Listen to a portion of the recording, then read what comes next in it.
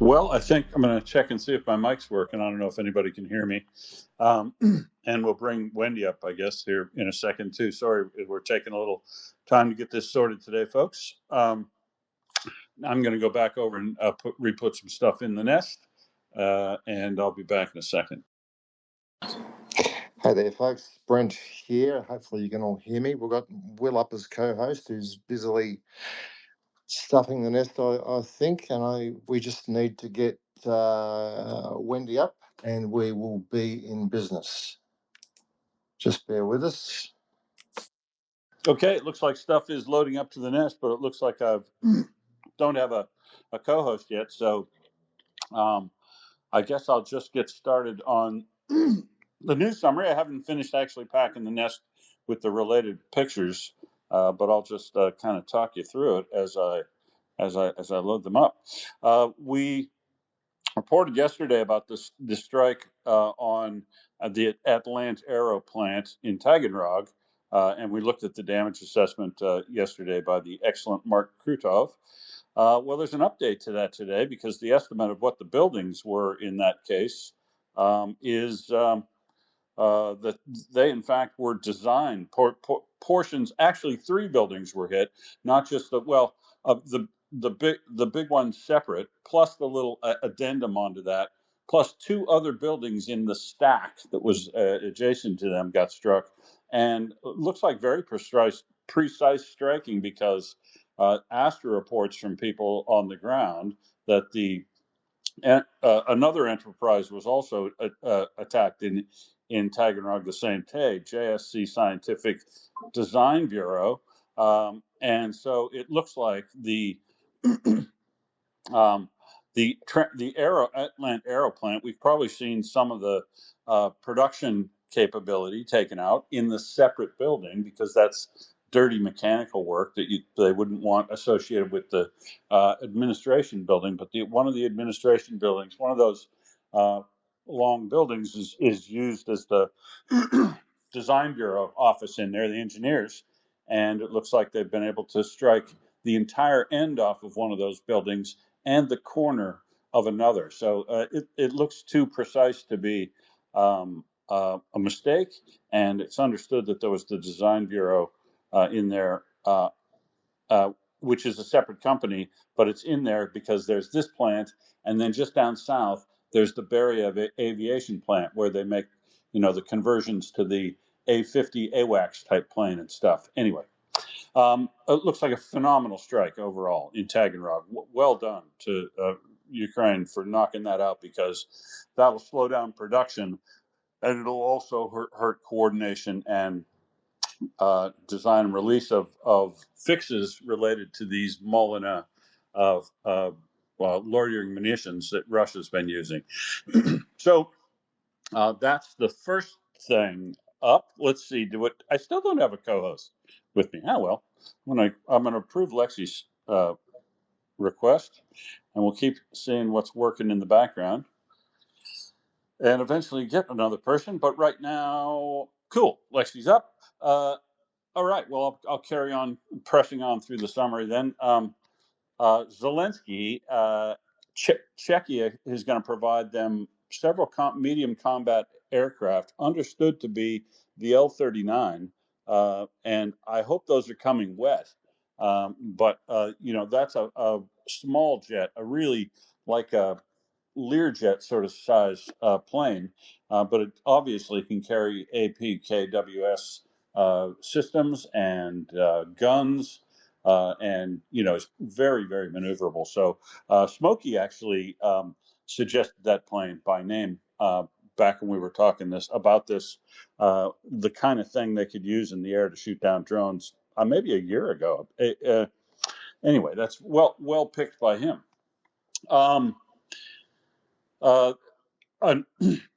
More issues and strikes down along the coast of the Azov, near Primorsk.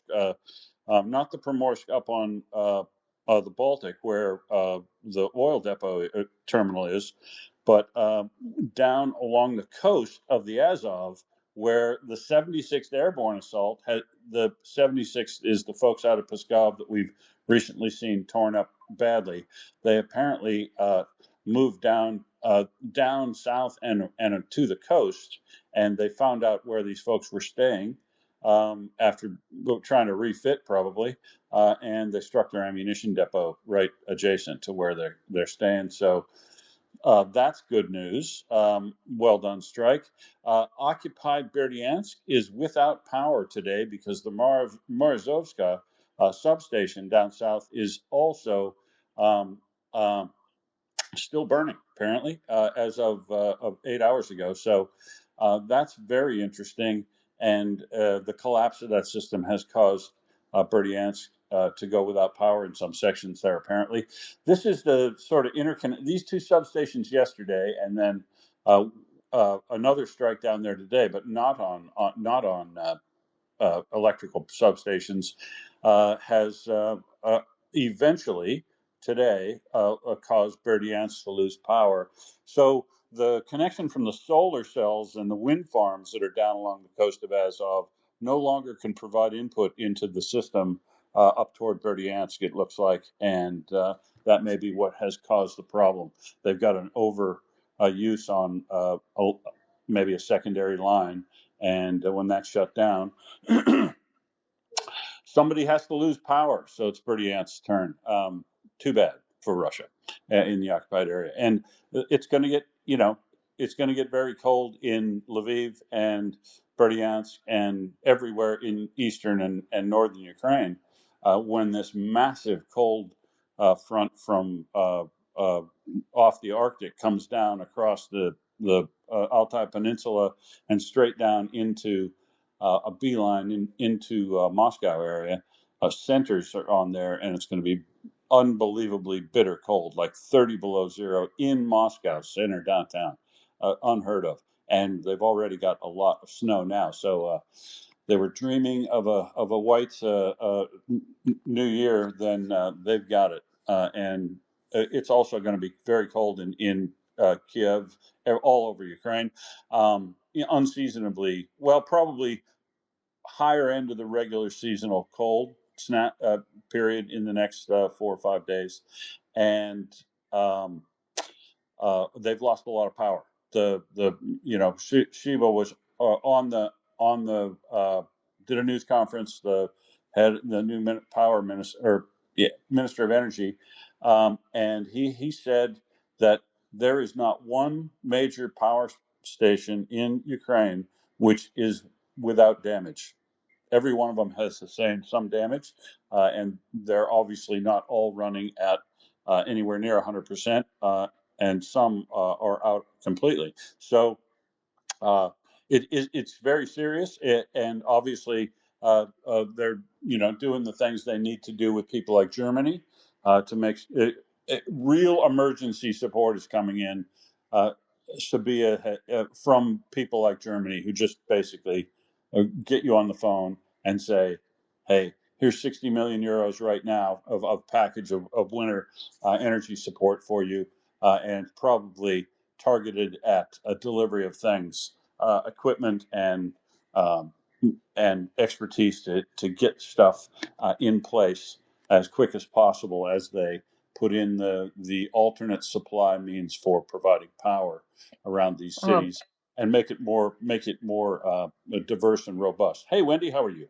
Hi. We finally got up. I wasn't sure if it was going to be me or Smokey, but here we are.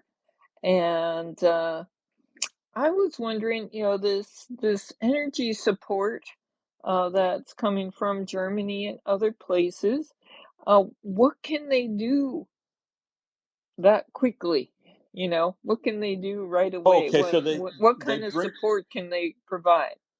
they bring in package generator sets and all the parts and equipment to connect them up to the network inside near where a power plant probably was already set up, and um, just get up and running on a certain amount of power up to the size of the package that you've got. And I think they can, one of these mobile setups, I think they can produce a 220 uh, uh, kilowatt power station. I don't know exactly, but they can set some big ones up quick.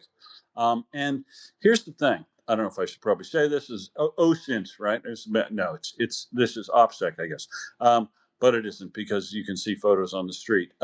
There are a lot of backup generators, big ones, all around the city of Lviv and Kiev and everywhere from the years previous, early on when they had big problems. And I'm not going to tell them what to do with them, but the one that is keeping the big cathedrals, the big blue cathedral near the square, warm and on with power, could probably be picked up and moved elsewhere and let the church be cold.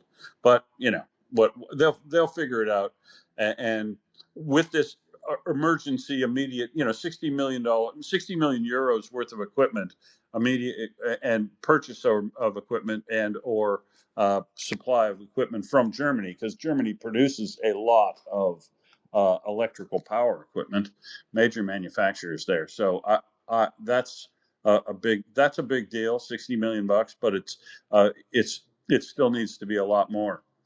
But as you said, there are packages coming in from multiple countries have reported these over the last week and a half. But we know now why, right? Because the communications Sevilla would have been talking to their allies, and the allies probably would be cognizant of the fact that Ukraine has not one major power plant hasn't been struck inside Ukraine, and that's a very big deal. And they would have told them about that earlier, which is why these packages have been announced in boom, boom, boom. And these aren't going to take weeks and months to talk about. It's $60 million, 60 million euros, and it'd probably be ready tomorrow, right?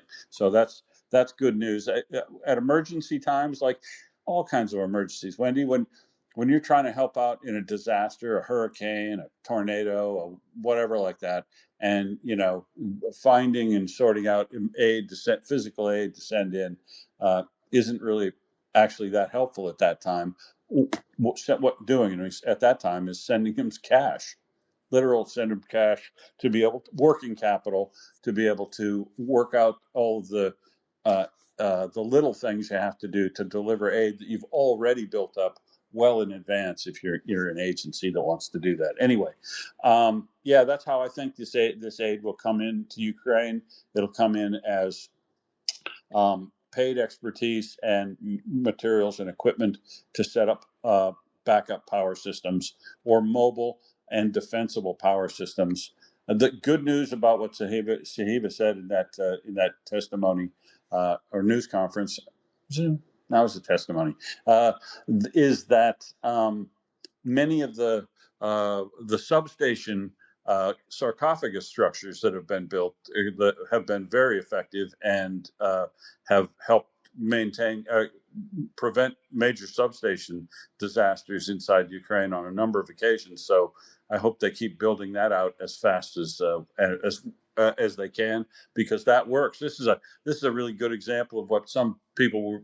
I used to talk to Doman and other people about the boring stuff of engineering that makes war fighting, and Constantine collects money for civil works and for mechanical, or for structural engineering works to make things more blast resistant, more fire resistant, all that sort of stuff. And so it's good news. Let's see. Will? Yeah, go ahead. I read that those structures, those sarcophagi, are concrete. And how do you deal with heat from a substation when you've essentially encased it in concrete? Okay, so you can do it two ways. There's actual if it's fully on touch, if it's touching it like that encased, then you can use circulating liquid coolant through the stone structure, if you will, if it's concrete. But I'll bet there are good thermodynamic cements and concrete you could make, or very lean concrete, probably just cement, to encase something in that would hold, I don't know, a liquid coolant, or some convective coolant that you could pass through there, and cool that stuff down if you had to. Anyway, but I think the other thing is they might not be touching, and in which case you build a sarcophagus that isn't in physical contact with the substations directly, and in that case you ventilate oxygen, or not oxygen but air through there, right? You do convective cooling with air cooling across the substation in there, because the oil that these things are saturated in, these big electrical transformers that produce a lot of heat, that's conductively taken away by a medium, a liquid medium that has a very high heat capacity, right? Not quite as good as the carcinogenic stuff we used to use, but still very, very good. And that that gets that gets hot, but it's able to radiate quite a lot of heat quickly. So as long as you keep air moving past that, or liquid moving past that in the annular space, if it was real critical, I might actually circulate cooling water around the jacket where that substation is. But I don't know. I'm not an electrical power engineer, but I do know a little bit about the concrete, and the well design of those things is such that it's directs explosions away from uh, the critical equipment, based on a prediction of what angle they're going to come in at, and uh, those have worked out very well in deflecting and absorbing those blasts in a number of cases, which we would expect of reinforced concrete, but you never know. Great, thank you. And one last question about this topic. I saw that they had set up. I forgot where they came from. Whether it was a European country or Japan. There were 5 mini thermal power plants that were donated to Ukraine and set up. Since you worked in the energy field, I mean, how do you feel about centralization versus decentralization of the power grid in general? I know when I went through a wildfire 5 or 6 years ago, and the area went through them for a lot for the year or two before, it showed that a decentralized power grid is useful in disasters, because if power goes down in one area, it doesn't affect quite as wide an They're area. more resilient, yes. Yes. On the other hand, you have a lot of high density areas in Ukraine and that whole part of the world. So would a decentralized power grid, while it'd be more resilient, would it be more practical in the long term? I mean, not this week, of course, while they're freezing. Well, I don't know, but the overall energy balance of Ukraine, but we know that there is a certain capacity and installed amount of solar and wind towers in Ukraine that are feeding into the grid, and but mostly they rely on, obviously, in place large nuclear power plant that feed into centrally, right? So that's the absolute opposite of diverse structures, but that makes sense to feed that into very secure underground lines that go into the center of cities and then get distributed from there out in a radiant sort of way, I would think. But the backup and the key with making building a smaller plants, a bunch of other smaller plants, is they're not as cost effective. You get the best savings, of course, overall by going with something like a real big, massive nuclear plant, right? But the cost of adding marginal amounts of additional power is absolutely cost prohibitive. So you've got to figure out what you want to do with your base, what your base is, and make sure that you've got the nuclear plant for doing that. But then, as you build out from an existing nuclear plant with solar and wind and batteries. You can build very small packaged plants that are naturally sized, like these plants that they're talking about bringing in, these little heat power plants. They're these little power plants. They're gas fired, and they're basically big jet engines to produce. They're gas turbines and they come in these fixed frames, right? They're called frame, whatever, frame 6, 7, 8, 11, and they produce essentially based on the design, the physical design of them. They basically produce a good, a fixed, a known amount of power, and so standardizing on something like that for your secondary or for the load shedding capability, you can turn it on and turn it off quickly. Uh, it's it's backed up from a separate system, of course, gas. It's uh, very good proven technology, very efficient and cost effective, but it produces some carbon dioxide, some carbon monoxide, and some other chemical nasties that we'd prefer to get out of, frankly, if we could eventually. Plus, burning hydrocarbon doesn't make any sense. Hydrocarbon should be held in like the gold that it is and used only in plastics, unless, of course, you find me another planet where it's got hydrocarbon on it, and then the amount of plastics that we'll need, to live for a long, long, long time will be there. But the we shouldn't be wasting and burning hydrocarbons in oil or gas form, even in much lower amounts, and in things like coal, not at all, because they're heavily polluting and they're nowhere near as cost effective and efficient as doing something that's better. But the key is depends on the location you're at, Wendy. I don't know enough about the power in system in Ukraine to be able to tell you whether or not a bunch of small packages now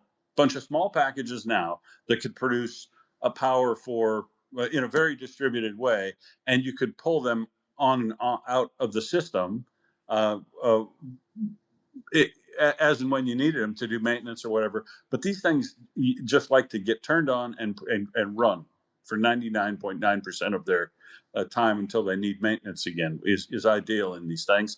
And so that's the sort of thing they'll be getting in small package systems inside shipping containers that come over and they set up and they can get up and in operation pretty quickly. The key on these things, I would think, is hiding them or protecting them well so that they can't be struck by um, um, long range Shaheds and things like that, or put them in a protected area and make sure you've got some good air defense around um, point defense, because you don't want Russia to be able to just switch over and start attacking all the power plants directly. These little individual power plants you don't want to make that effective for them. So you have to then make sure you've got good gun based and laser based and electronic warfare and everything. There's Stinger drones and everything to keep the layers of air defense close to you fixed or covered, and uh, but those generators, once installed and operating, how the world often goes is that ends up being the generating power of these little a little grid, a package of these little gas turbines that would be running. Eventually at the end of the war, you just build a building around them all, or you'll relocate them.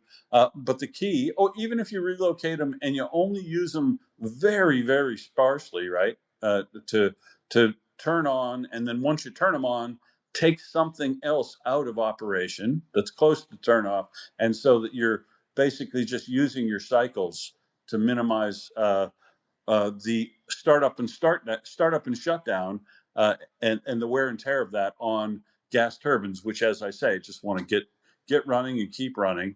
But if they fill a bunch of small 220 megawatt slices of a bunch of generators all at once, that's a power plant. Basically, you put a building around it and you call it a power plant.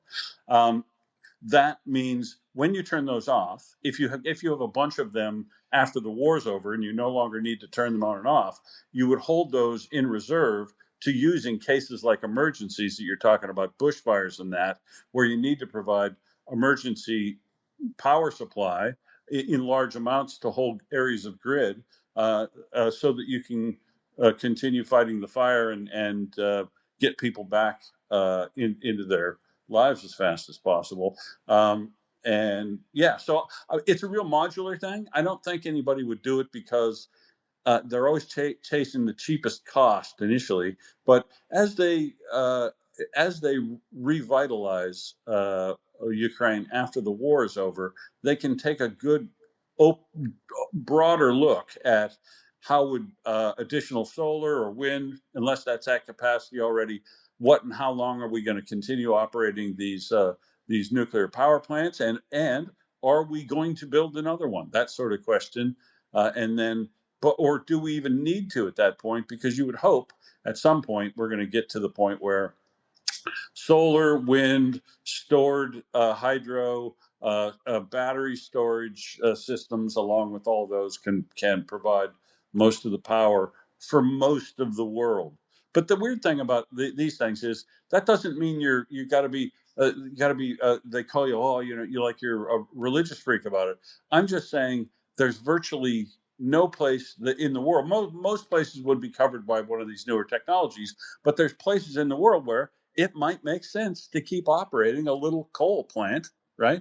Way up in the middle of if there was real isolated, sitting on top of its coal supply, uh, uh, meeting the local need in a good a continuous basis.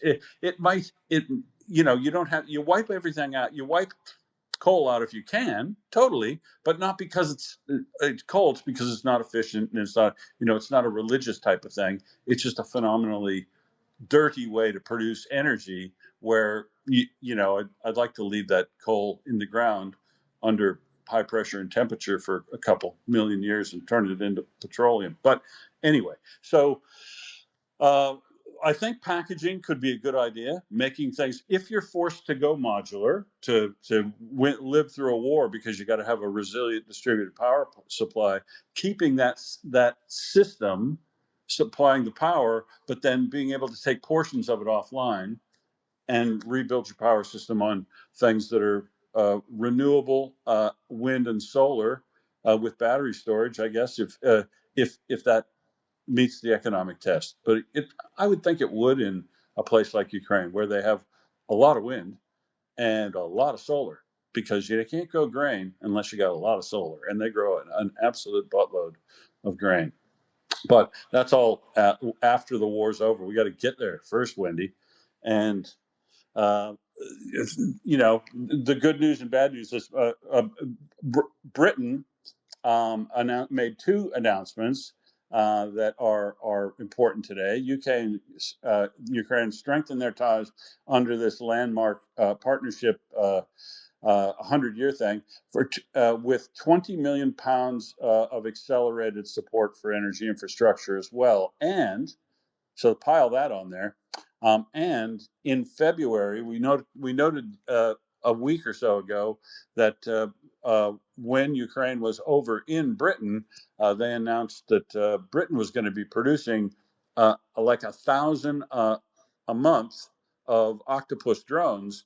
And the question raised at the time was, well, does that mean that the ones, that joint development that's being worked on in Ukraine is also then going to be producing 1,000 a month, because that's what we thought it was going to be, a 50-50 shared thing. And it turns out that's true. That's exactly what is going to happen. Ukraine and the UK will jointly produce thousands of Octopus interceptor drones each month.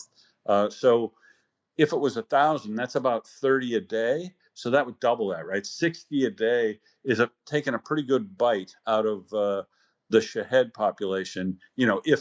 If you had the octopus where they needed to be, and they successfully took out a drone, it's a very good very good calculation. But of course, it's not 100% thing like that. But it is really good news to be able to double the number of octopi that are going to be in Ukraine each month available to shoot down Shaheds.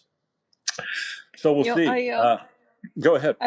I read that some of these Shaheds or Gravans or whatever they call them have lights on the wings to blind interceptor drones. Are those effective against the octopus? And are there ways that the interceptor drones can deal with things like that? So this appears to me, until I see video otherwise, of being an attempt by Russia to scrabble around and adapt uh, to a threat from Ukraine. We see rear-facing cameras. There are drivers in control of these drones. They're not autonomous here at all, and they've tried to make them as maneuverable as possible. And they put but they're not very maneuverable at all. And they put rear-facing cameras on them. They've loaded missiles on them to be able to fire at planes or drones that are coming in head-on on them, all of which takes weight away from the warhead you can carry, which is important. And these things like these uh, laser lights to be able to blind the optical sensor of the things coming in. Or the things following a laser guidance system in. So they're trying to spoof it with lasers. I don't think they'll probably be very successful at that. Locking on and holding a signal on something like that that's already coming in, and the closing speed so good. And even if it was effective, it would be very close, and they just use terminal dead reckoning guidance and count off the seconds till they thought they were in your proximity and blow up. Good. Yeah, so I I hope have. they're really It does sound like ineffective. it'll be great. All right. Sorry. That's okay. What do we have next? All righty then. Up next, Brussels, I guess the European Central Commission there, but it says Brussels, which sounds, but it's not Belgium. Maybe it is Belgium. Brussels is drafting proposals to tear up the EU accession process, replacing it with a contentious two-tier model. I'll tell you what, I've got to hear a lot more about that. But Yes, two-tier, like members and then plebes, and Ukraine gets to join the plebes club. yeah, I saw that, but there's not a lot of detail about what that means, at least that I've So I read. think this Belgium government might be a bit poisoned, because this is the same group that submarined the loan guarantees initially by the EU, and tried to claim that these legal problems that really are de minimis in comparison to the other aspects of the situation. And they've been obstructionist in relation in the very recent past, in relation to things specifically for Ukraine. And if this is the Belgium government that handed over quite a lot of military equipment, for its size, to Ukraine early on. This is very troubling development. If Russia is somehow gaining influence over turning members of the EU, additional new members of the EU, just as we hope that elections take out people like Orban and stuff, it's troubling. So it bears more examination. This is the first I heard of it this morning. I didn't read this earlier in the day, but it's reported in the Financial Times, so you'd think it's probably legit. Anyway, I'll look at that more and see if I can find anything about that. But look, I don't think the EU is broke with regard to the accession process. I just think the accession process takes too goddamn long. I'm happy with the bureaucracy. Just turn the handle on the son of a bitch faster. That's all I want to say, Wendy. Definitely. And Will, you should know that sometimes, at least for me, your sound is normal, and then it kind of goes very reverby, almost to an Uh-oh. echo, and then it goes back to normal. I don't know if you're moving around or if it's just my No, connection. no, it's probably my Australian connection, somewhere outside. But no, I'll pay attention, and if people uh, hear a problem, wave at me, and I'll try to stop, and we'll figure it out. Um, so here's another very troubling thing. Uh, Given the fact that we just talked about the fact that none of the Ukrainian power plants have not suffered some level of damage in this current last month and a half. Zelensky reported that until this morning, we had several systems without missiles, but this morning we received a serious package. Um, Also needs to be confirmed, but suspicions are, and the scuttlebutt is that this was in fact late delivery of missiles from America. That it looks like Trump may have been withholding delivery of critical air defense missiles to allow Russia to knock out all the power plants in Ukraine. I'm, it kind of does look like that, Wendy. That's troubling. Yes, yes, it is. It's another reason not to rely on this administration for anything. And I don't think it's just Trump. I think Trump's a figurehead, but I think there's Oh, there's plenty a lot of them. of Russian assets in the administration, and I wouldn't put that past him. I tend to agree. Until such time as they eliminate basically the head of HR for the White House, for the administration, is a guy with sketchy Russian background who's refused and never been required to take a background clearance from the FBI, a standard form. I forget the number of it, but every government officer has to fill out one of these forms. It's an FBI thing, and they do a background check on you. And this hasn't been done on this. It's just, how can you let stuff like this happen? This is the rules and norms of how we do business of government can't be allowed to be thrown out the door by, uh, you know, a short-fingered vulgarian that basically has a weird dictator complex. It's sicko. Yes, it is beyond me that these things are being allowed. My first husband's best friend became a federal attorney, and oh my God, the background check they put him through to get that job. And it's just beyond me that they are waiving these things these days. It's crazy. It's craziness, and Well, it's got to and stop. the thing is, you just never expect to run into a guy, a president, who's not interested in doing the job for the benefit of the country, right? You think the system is picking out that person, but uh, a phenomenally sociopathic narcissist gets the job, and this is what happens. So, but he does very well identifying elephants and telephones on cards for dementia, as of today, apparently.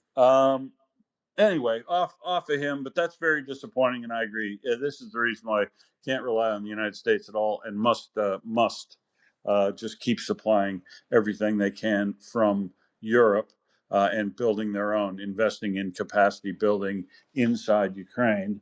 Um, while Donald Trump and his team talk about things like this. $800 billion fund, and how they're going to set up this board of peace and whatever the imaginary thing they want to set up if Ukraine hands over this area in the Donbass, which they're not going to do, because first of all, Russia hasn't agreed to the deal anyway. And why would we see pressure yesterday on Zelensky when, in fact, the next point in call on this path toward peace as defined by the Trump administration is Ukraine agreed to the deal, the 20-point deal. It was going to Russia, but you failed to put an exact date on it. You said a few weeks, and all we see now is Kushner and Witkoff supposed to be uh, meeting with Russia before the end of January. That's all they said. That's it, before the end of January. Hell, that is uh, 13 days away, 2 more weeks away from now, and we've been waiting on this at least 2.5 weeks already. Uh, Russia needs to either agree or decline the deal. That's where we're at. We're not at put more pressure on Ukraine. Ukraine's doing something wrong. Ukraine's a stumbling block. No, we're not there. The logic of where we're at is this is now going to Russia, and Russia needs to either accept it or decline it, and and there's no reason to do anything before that happens. But we already see. So we already see people from Budanov and Umarov and people going to have to get summoned to go to a meeting in Florida. Sound familiar? To talk about this development plan thing, which is A, bullshit, and B, never going to happen. It's just not going to happen. It's predicated on Russia signing or agreeing to a ceasefire and all the rest of the conditions in there right now. They're just not going to do it. There's no indication that they are. And, the people ought to be asking the president of the United States at every opportunity, journalists should be asking him at every opportunity, what precisely is the deadline for Russia to either accept or decline this offer in the 20-point plan? That's what we need to know, but we are a long way from even finding out that. So they're going down to a meeting and they're going to talk about an allocation of 800 billion US dollars from the United States to Ukraine for quote unquote prosperity after the war. Might be some document on provision of prosperity might be signed at Davos, so that we can see some signing ceremony between Zelensky and Donald Trump. But let's just re-sign the minerals deal. That whatever. It's all a charade. It's all a waste of time upon what ought to be happening in the negotiation or diplomatic area, where the only thing necessary to do is get a deadline from Trump for Russia, and for Russia to respond. That's where we're at. It's a war, folks. We're not going to do all these bazillion. We're not going to get the cart before the horse, right? There's a process through a way to do this that's happened hundreds of times in the history of warfare, and I say let's not mess with too much precedent. Get the war over, then we'll talk about what's going to happen in relation to Ukraine's prosperity and investment and all that. Dryfly, what do you reckon? I'm going to take a different view from yours, and I want to tell you. I love it. My view is that they should go to these meetings. They should talk and talk and talk, and they should have agreements that have all kinds of backdoors and channels and running around, and it does nothing. And the reality of it is, what it allows then is for Ukraine to give Russia more time to collapse. Because the reality is that's the only way this thing is going to end. It's not going to end with an agreement that's going to be attractive. It's going to end when Russia wants it to end, and it's only going to end when Russia is collapsing. And I think they're getting closer every day. I was on another forum today or space, and we were talking about it, and it was kind of the same kind of a deal. Oh, this and that, and I'm like, I think Russia is beyond the event horizon right now. I mean, I've come to the conclusion in the last month that it's too late to save Russia, that the United States couldn't even save it if it wanted to. Even with sanction relief, that wouldn't be enough. And people ask, well, wow, we've U.S. the richest country in the world. And I said, the U.S. has got $11 trillion worth of debt coming due this year. That's just a colossal amount of money. I mean, we talk about the defense budget. The only save they could do, right? I agree with all the premise that the only save I would see is if the United States not only cut all the sanctions and everything, but actually gave Russia like $1 trillion US dollar loan. Well, hey, would $1 trillion even do it? They need $1 trillion for Ukraine, for Russia with the trouble in the railroads, with the energy sector. I mean, you and I know, you're an old chemical engineer. You know what happens when you neglect maintenance for 10 years. I mean, those plants, those pipelines, all of those stations, they all look as bad as those that shadow fleet that's floating around. They're all rusty. Everything's falling apart. It's all going to have to be damn near replaced, probably down to the wellhead, unless it's actually down to the to the pay zone. It's just going to be a fucking clusterfuck. I bet you it's $2 or $3 or $4 trillion just to get Russia back to where it was when you used to live there. So here's my this is my kind of, and I don't have facts. I can't prove it. I didn't audit the place, but my gut feeling is that they're beyond the event horizon. Okay, they just are, and the U.S. could give them $1 trillion. Good, in theory, but what happens then if they give them $1 trillion and the Europeans say nuts? What happens then? That 11 trillion that the U.S. needs to fund this year. Okay, what happens to that? Plus the $1 trillion they just added for Russia, so it's now 12. Oh, it's actually like 13 because they're talking about another trillion for defense spending. Okay, so you're talking about this huge increase in government requirements. Well, what is the U.S. defense um, budget? It's like $1 trillion. Okay, so you're talking about giving Russia the equivalent of our whole defense budget for a year to save them, and we need to float the loan of about 9 trillion or 11 trillion, about 11-12 trillion dollars. Okay, and if Europe says no, we're not going to buy your debt.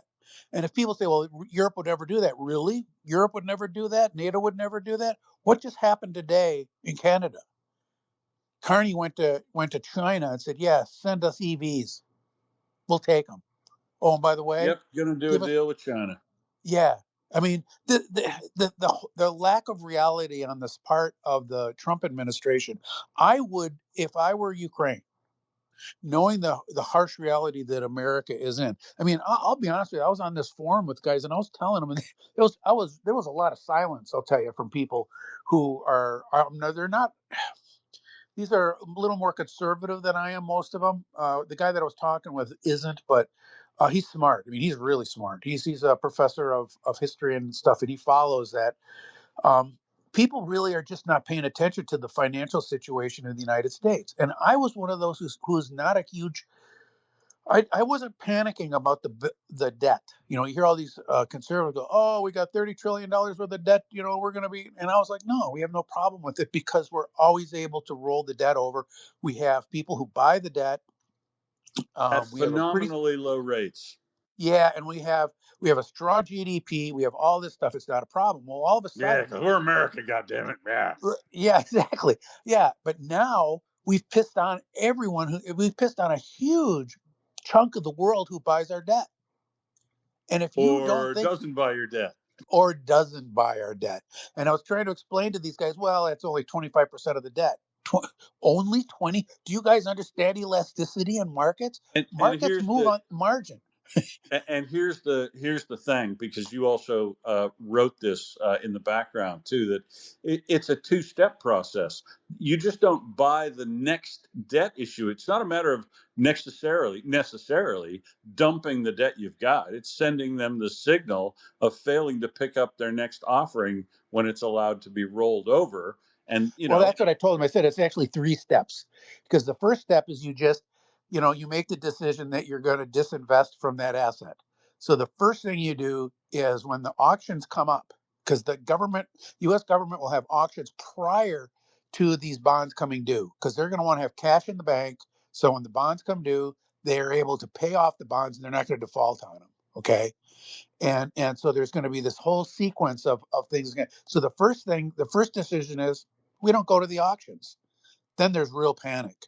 Then all of a sudden they don't have enough cash to pay the the the the maturing debt.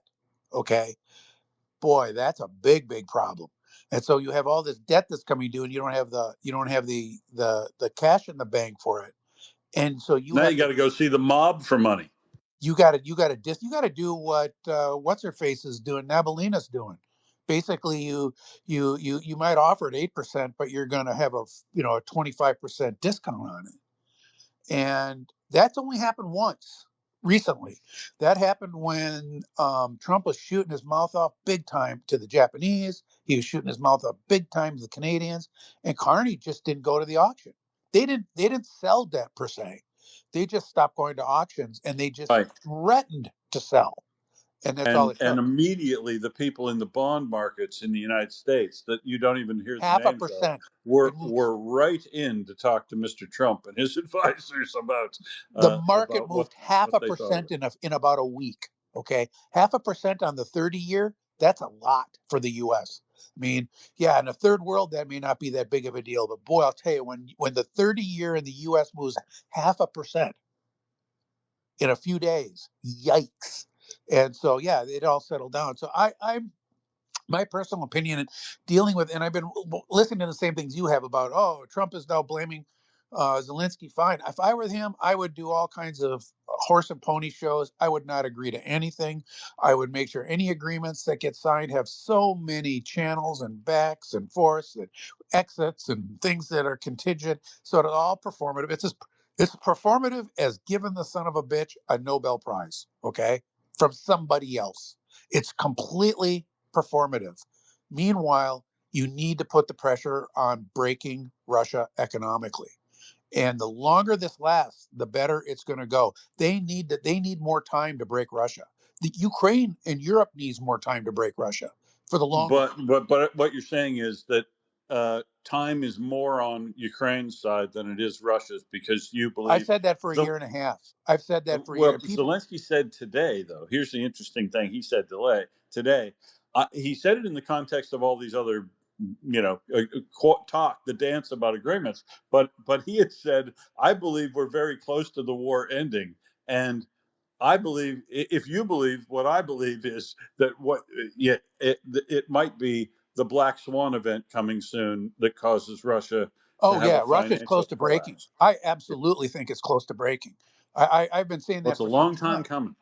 Yeah, and that's why I keep. What have I been asking you? Where's the black market? Well, what did Putin say about a week ago? That he's going to reduce the unofficial economy or the shadow economy by 20% this year.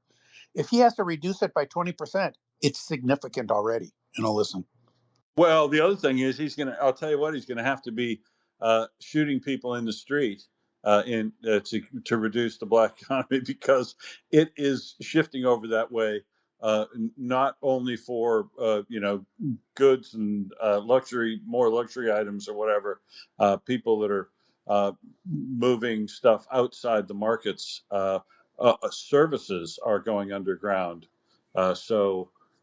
That's very interesting development, and you'll note that Russia knows this is happening too, Dryfly, because they have proposed now a round of legislative modifications to further punish people who are individual entrepreneurs and don't register as a business under these new thresholds and things. So look for a crackdown, but I just don't think any legislative crackdown is going to stop it in Russia.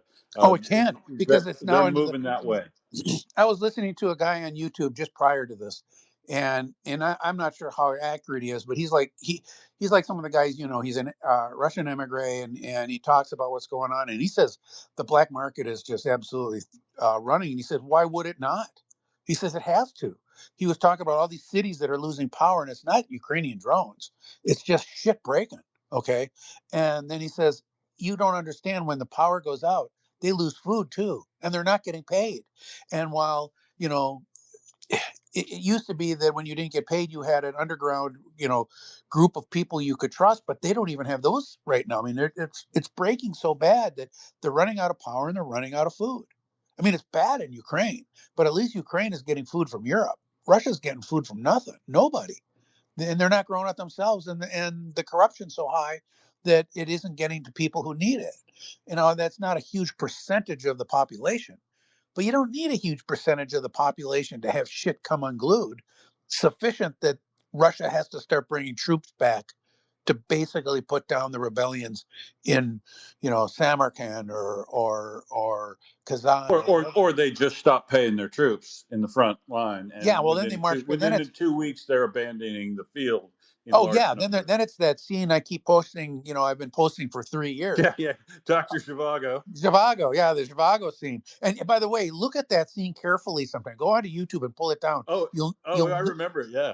Yeah, you'll notice the guy who gets shot and falls into the tub, the slop tub. Yeah, into the barrel, the commissar. Yeah, he's wearing a St. George's ribbon. He is. Yeah, he's wearing the St. George's ribbon, the medal. Yeah, I caught that, and I think it was Decoding Troll said that's a good catch, which means and well laid out, sir. That's who did Doctor? Was it David Lean? Who did it? I think it was. Yeah, it's one of my favorite movies, but that scene is my favorite scene of my favorite movie. One of my favorite movies. That and Cabaret were the two movies. I had a good friend who was a poli-sci major, and he's like, "Yep, it's time to go see something. Would happen in the world really bad," and he'd say, "It's time to go see Cabaret and Zhivago," and we would go find it at the art films, the places. But anyway, I will be quiet and let you get on with your deal. But yeah, don't worry about what's going on, because I think Zelensky's with that stuff, because Zelensky's smart enough to run Trump around. What we need to do is drag this out long enough that Russia really does go behind the event horizon. I think they're there already, but let's make sure. And I'll listen. Thanks, Dry Flies. Thanks. Hi, Will. Hi, Wendy. Hi, everyone. I just wanted to make a comment how duplicitous it is of the US negotiating team to be negotiating about the use of the Zaporizhia nuclear power plant, which is the biggest nuclear power plant in Europe and currently held by the Russians. And so they have all these crazy plans where they want to use it for crypto mining or sell half the power to Russia. And here's Ukraine in the midst of a very severe energy deficit because Russia has bombed everything.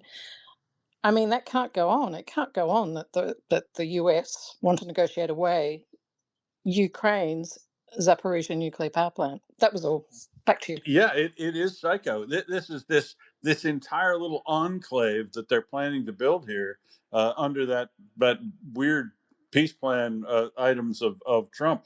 But the thing is, we haven't looked in. We haven't talked about it in great detail because I think there are like 6 items in the 20 points that absolutely Russia isn't going to accept, that are completely reasonable things. So this bad thing won't come to pass. But it's a very, very bad thing to have what Trump designed laid out, because stealing, I mean, they're like low rent hoods. We're going to steal this power plant, and then we're going to set up a crypto mining operation and have a dog track, and some prostitutes over here, maybe a casino. He's fuck, man. He's just he's bizarre. And then this is the area where, of course, the minerals deal can sort of be acted out based on this investment program that they're talking about of $800 billion from the U.S. But of course, Ukraine also has to match that, right? The capital that U.S. puts in. So I just hope it never comes to pass, because it's a bad deal, and it's so phenomenally, as you say, duplicitous, and sets a really incredibly bad precedent, stealing entire assets of a country. Unconscionable. Absolutely unconscionable. Exactly. And I am enraged. I am just enraged all the time. And did you see the photographs from there the other day where all the Russian military vehicles they have parked inside right along the buildings where the nuclear power reactors are? They're unconscionable. Oyvind, how are you in Norway? Yeah, I'm good. I just have a comment to what you and Dryfry discussed. Norway have a pension fund, and that's quite big. And in that pension fund, we have $159 billion US dollar in US bonds. That's quite a lot. Yes, it is. Yeah, and if Trump do something stupid, take Greenland or lending money to Russia or whatever, Norway is in a position to dump these bonds, and that will be not taking very well over in US. I'm not a financial guy. I don't know what the consequences would be, but we have these bonds. Thank you. It would be big, and that is stage 2 of what Dryfly was talking about. Not only do you not go to the auctions and buy anything new as it rolls over, you begin selling off the bonds that you've got that are the current ones, and don't take any new ones up. It's the extra kick in the guts that you'd use basically after you signal by not going to auctions and buying new debt. Then, if they persist, you say, I'm actually going to sell this debt, or you actually don't tell them about it and you just start selling it because the key with holding $159 billion of somebody else's bonds is sometimes you need to get out of them quietly or quickly in order to make sure that you don't take a significant loss as you exit. And 159 billion, it would definitely get their attention, Oyvind. You're 100% right. Dryfly, that's stage 2, right? Yeah. The first thing that happens is people just don't go to the auctions because the U.S. government will be auctioning heavy prior to these maturities coming due, because they're going to want to have money in the bank to be able to pay the bonds, or you default. And think of these like the OFZ bond issuance that we talk about from Russia. This is the parallel. Sorry, go ahead. 100%. In fact, as she was describing that, I'm like, what would it look like if it happened to us? And I didn't think of it until I realized what fucked up Trump is, and screwed. The, it's so catastrophic. And I was, like I said, I spent about an hour on another space trying to explain to guys who have absolutely zero understanding how this works. And it's not like I'm like a bond trader. I'm not. I mean, I just did investments, and I got family of people who are investors, and when I say No, investor, but generally, it's the debt market. So if you have a basic but the understanding of treasuries are economics, you even can understand goofier. how it works. Yeah, treasuries at the sovereign level are even goofier because they're so big. The money that moves around. I mean, it's not like you and me. You and I can't move the market. These guys can. Okay, it's like you said. You got to be careful how you exit, or you just have to say, "Fuck it, I'm going to take it." And it was so funny to hear Americans, and these are my peers. These are the people I love. These are guys I like. Okay, telling me, well, they'd hurt themselves. They'd hurt themselves. I'm not so sure they would hurt themselves. So let's go to Oyvind's example. $159 billion worth of bonds. So what does Norway do? The first thing it does is it turns them into dollars.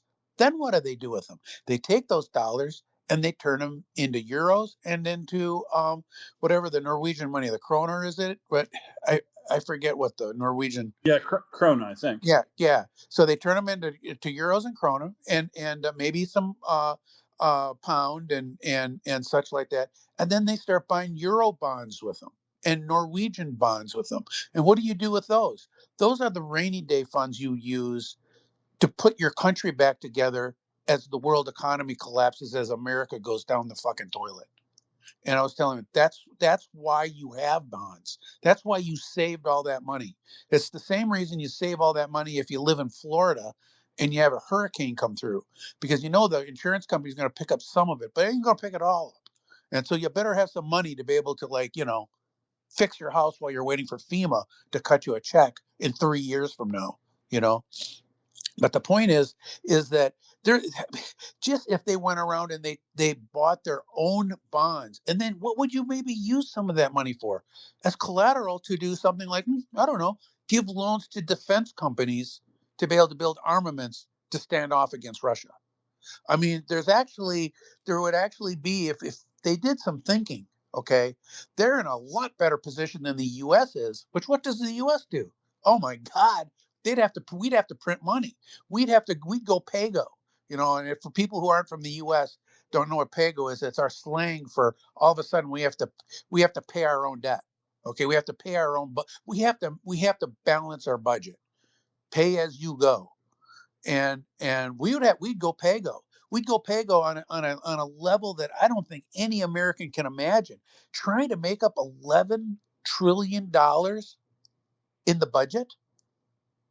Yikes. We don't have a budget that big. That's bigger than the budget. That's on a par with about, what is that? What's our GDP? About 25, 30%, 30, something like that. It's in that kind of range. We're talking numbers that are just staggering that all come due in 1 year. I have never heard of a country that had to meet that large of an obligation that quickly, okay, and aggressively without a shit ton of help from somebody else. I mean, a shit ton. Or they just absolutely cut all entitlements by that amount. Well, you cut entitlements, you print money, you do all of it. I mean, you cut your defense budget, You you bring trim the anything boats that back. doesn't cut, you don't get a penalty on. Yeah, well, it wouldn't fly. I mean, what I'm saying is that it's the nuclear option. Okay, now the Europeans wouldn't have all of it because they don't have all of our debt. They have about 25% of it. But again, 25% moves the Europeans, Japanese, and Canadians have about 25% of it. That moves the market a lot on the margin. I mean, it just moves it incredible amounts.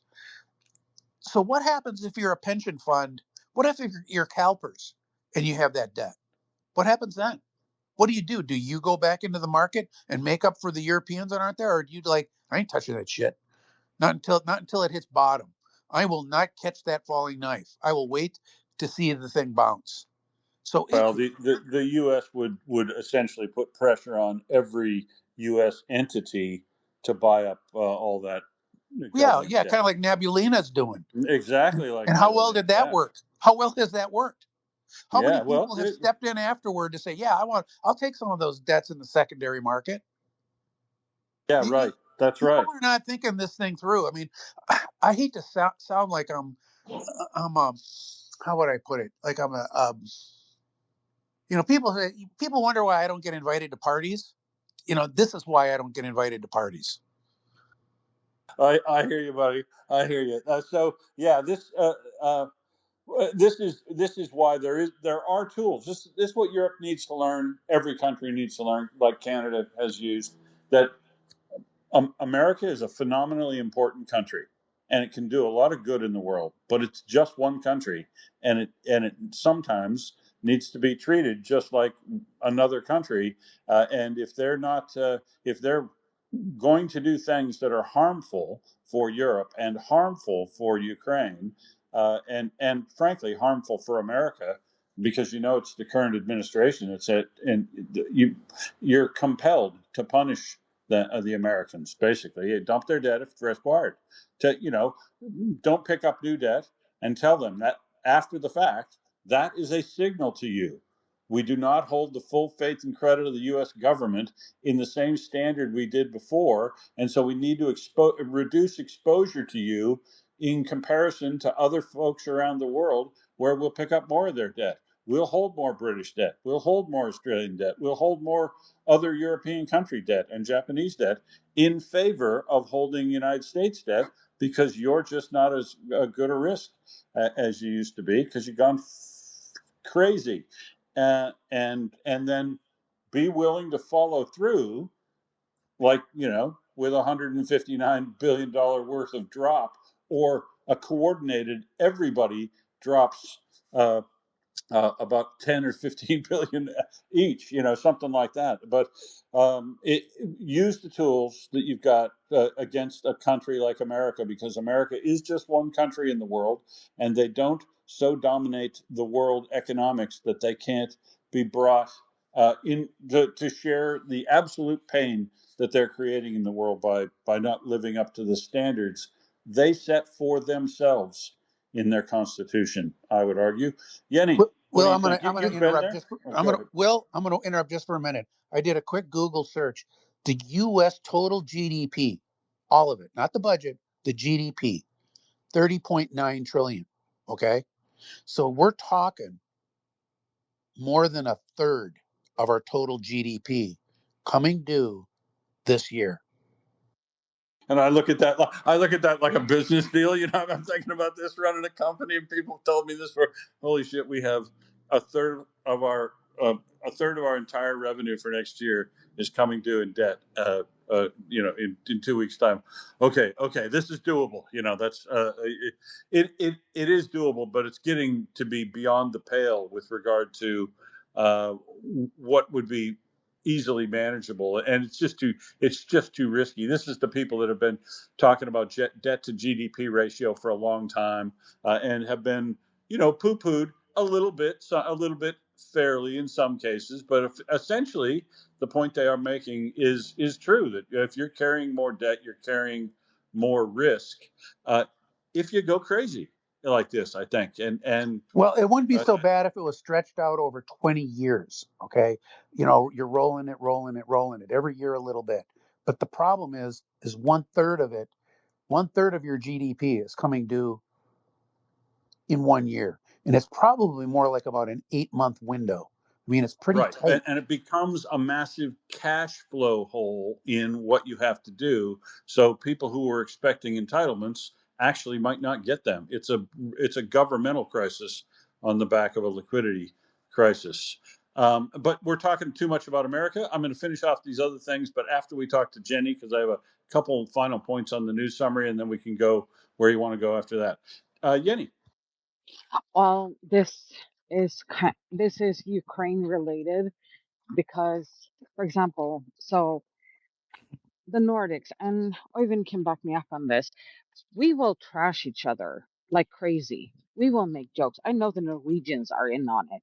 They make so many jokes about the Swedes because we make them about the Norwegians and the Danes, and they get in on the Danes, and everybody, actually, we don't make as much fun about Finland because they're kind of scary. But the three Scandinavian countries, we go at it like crazy. But when somebody outside gets in on the action, then we all unite and we're like, no, you're not part of the club. You don't get to do this. So this thing with Greenland, at first I dismissed it. I'm like, they wouldn't. But then you listen to not the hardcore MAGA people, but some that are still unreasonable and batshit crazy when they're talking, and they're not talking about just taking Greenland. They're now expanding it to, you know, England is overrun by Islamists. It's basically a caliphate. We should bomb them too. And you know what? Um, Georgia Maloney, we're not a fan. We should take them too. And this country is crazy. We should do that too because it was so easy in Venezuela. And then when you bring up the fact that that um, we do hold a lot of your debt. And they're like, oh, but that would crash the economy. You would become poor. And I'm like, compare that to you killing our people. I would prefer to be fucking poor. I would prefer to be homeless in Sweden to having the US make these kind of threats because you guys are fucking batshit crazy.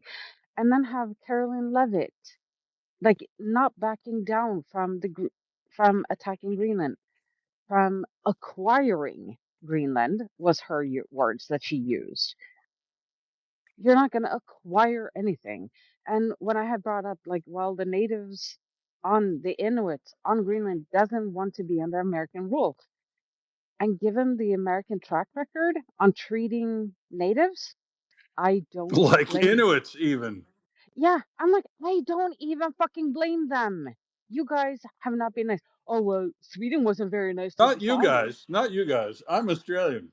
Yeah, no, but I'm like, and then they bring up the Sami, and I'm like, yeah, we started treating them good in the 1950s. You guys stopped being assholes to the Native Americans in the 90s. We're not the fucking same. And so, yeah, it's because we got. We haven't stopped. We haven't stopped Yeah, now. that's true.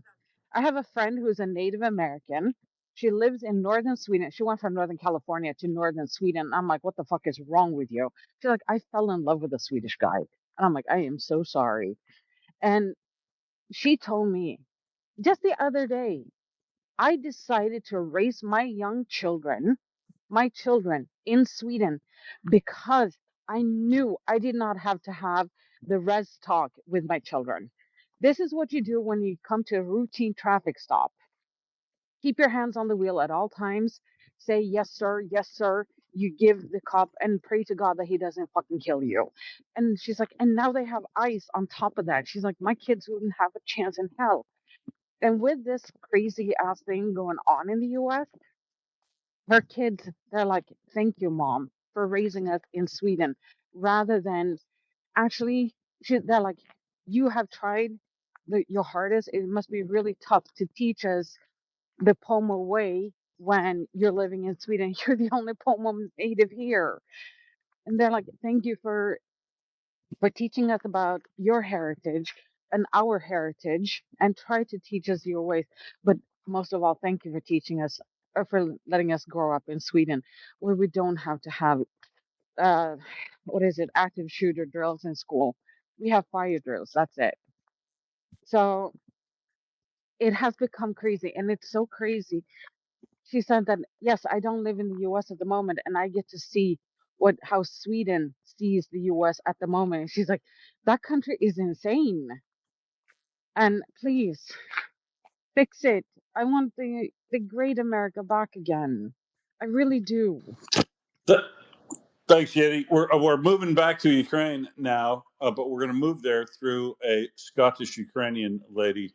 How's your eagle, Lena? Oh, it's going good.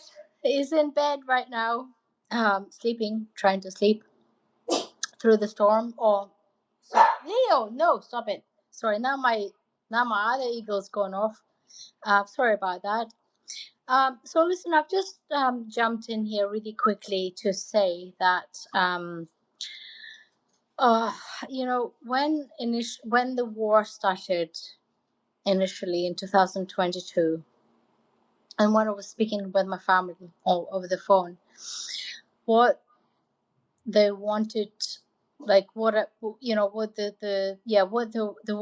were talking about was I'm sure the NATO will protect us. They weren't talking about that USA is going to come and save us, and they will give us this amount of money. They were talking about my family here. They were like, because we live next to NATO, I'm sure they will come and rescue us and close the sky and all that kind of stuff. But unfortunately, that didn't happen. And then we sort of kind of moved on from that to when we realized that wasn't going to happen, or wasn't happening. Then we kind of moved on to Biden's administration at the time, and so well, I'm kind of going back to what Dryfly was talking about, the expenditure of. But tell me this: how have your relatives in Ukraine's opinion of that a U.S. led NATO is actually going to come along and help them? What do they think the way out of this entails now? Do they think that a combination of European, Great Britain, the coalition of the willing is going to come through and deliver the amount of aid necessary for the next couple of years? Well, look, this is such a great question, but we're like hope so, right? But initially, I'm talking about like initially when the war started, in 2022. We all know that the war started in 2014, but I'm talking about from now on. I'm just going to talk about the 2022. So like now, my family, Ukrainians, right? I've got a huge family back in Ukraine, and they feel okay, and they feel like positive, basically, right? Still feeling positive, but obviously with the current administration in USA, they're not feeling positive with that, but you know, they're just kind of like getting on with it, despite the fact that current USA administration is under Trump. But yeah, you know, look, listen. Overall, just feeling positive and just getting on with it, and hoping that you know, this war will end soon. Basically, right? Yeah, indeed. So, and you know, I mean, this is what I think from the people I talk to periodically in Ukraine are. I think it's they are beleaguered, especially in this last month when the energy power outage have been significantly more severe than previously, and we know now why. But they're not giving up, and there's a poll out the Kiev Independent published another poll that I'll talk about in a second. But first, I want to finish this news summary where more good news on the way from Finland, where Finland's going to provide Ukraine with its 31st package of defense assistance, and in the typical Finnish manner, doesn't say either the amount or the content of that package, but they basically announce these things right as they've happened typically before. So thank you, Finland, for unknown amounts, but that's great. Because Finland seems to always be there, and each month. And this is what we need to see, right? As long as I don't care if they tell me the amount, I don't care if they tell me the exact equipment, whatever like that, but the drum beat of support coming in from Europe every month, every week, when we see these things, as long as we see this drum beat of support that is in small, seems to be small amounts, but every bit adds up, and this can be done without the United States. And think of the brighter future that can be if the United States isn't dominant of everything and can't call all the shots in relation to NATO. I like the United States in NATO, but it'd be nice to have a rotating lead of that organization and not have one entity continually always call the shots because they were willing to pay all the money in. They essentially bought all the control of NATO, right? Because they funded all the money. Trump has been for years now characterizing this as these people aren't paying their way, as if they paid money in to him. But the truth is, the people have slacked on their defense spending in Europe because they knew the United States was doing it. But the United States started overspending first before people started dropping off in their defense expenditures. So get the order a little bit right. If there's always a big rich guy who's going to pay for everything, but he demands that he always gets to lead the party, then oftentimes they get their way, right? And why did people not take the lead and make bold statements and want to lead NATO before? Because if they did, the United States, they said, we want to do this. America, no, we're not doing it that way. We're doing it this way, and we're paying for most of it. So that's the way they solve arguments because they're a rich country, and that's not necessarily a good thing in all instances. And it would be nice to see all the European countries do this, in fact, without U.S. involvement now, because I didn't want the U.S. not to be involved, but Donald Trump has absolutely uninvolved America in Ukraine's success. And I just want to make at this point, from this point onward, make sure he doesn't contribute to Russia trying to succeed, because I wouldn't put that past him. He's actually done things that the facts are Ukraine had air defense missiles withheld from it, was running short. Many of those missiles are provided by the United States, and we now find out that Russia has been able to strike all of the power plants, all the major power stations inside Ukraine, at the very same time that the United States was withholding air defense missiles. Do the math, folks. By either accident, they're an unreliable partner, or design, they're a malevolent party, Ukraine has suffered some additional damage here due to actions and inactions of the United States. And I just want that not to happen. So the two ways to make that not happen are for America to just stay out of it, right? If they want to sell weapons, great. But if you write a contract to provide air defense missiles by the end of the month, deliver on time and, don't overcharge and, be a good business. Otherwise, you're going to get dumped from that too. But America's going to look after its own interests. Great. Please proceed, America. We wouldn't expect you to do anything else less.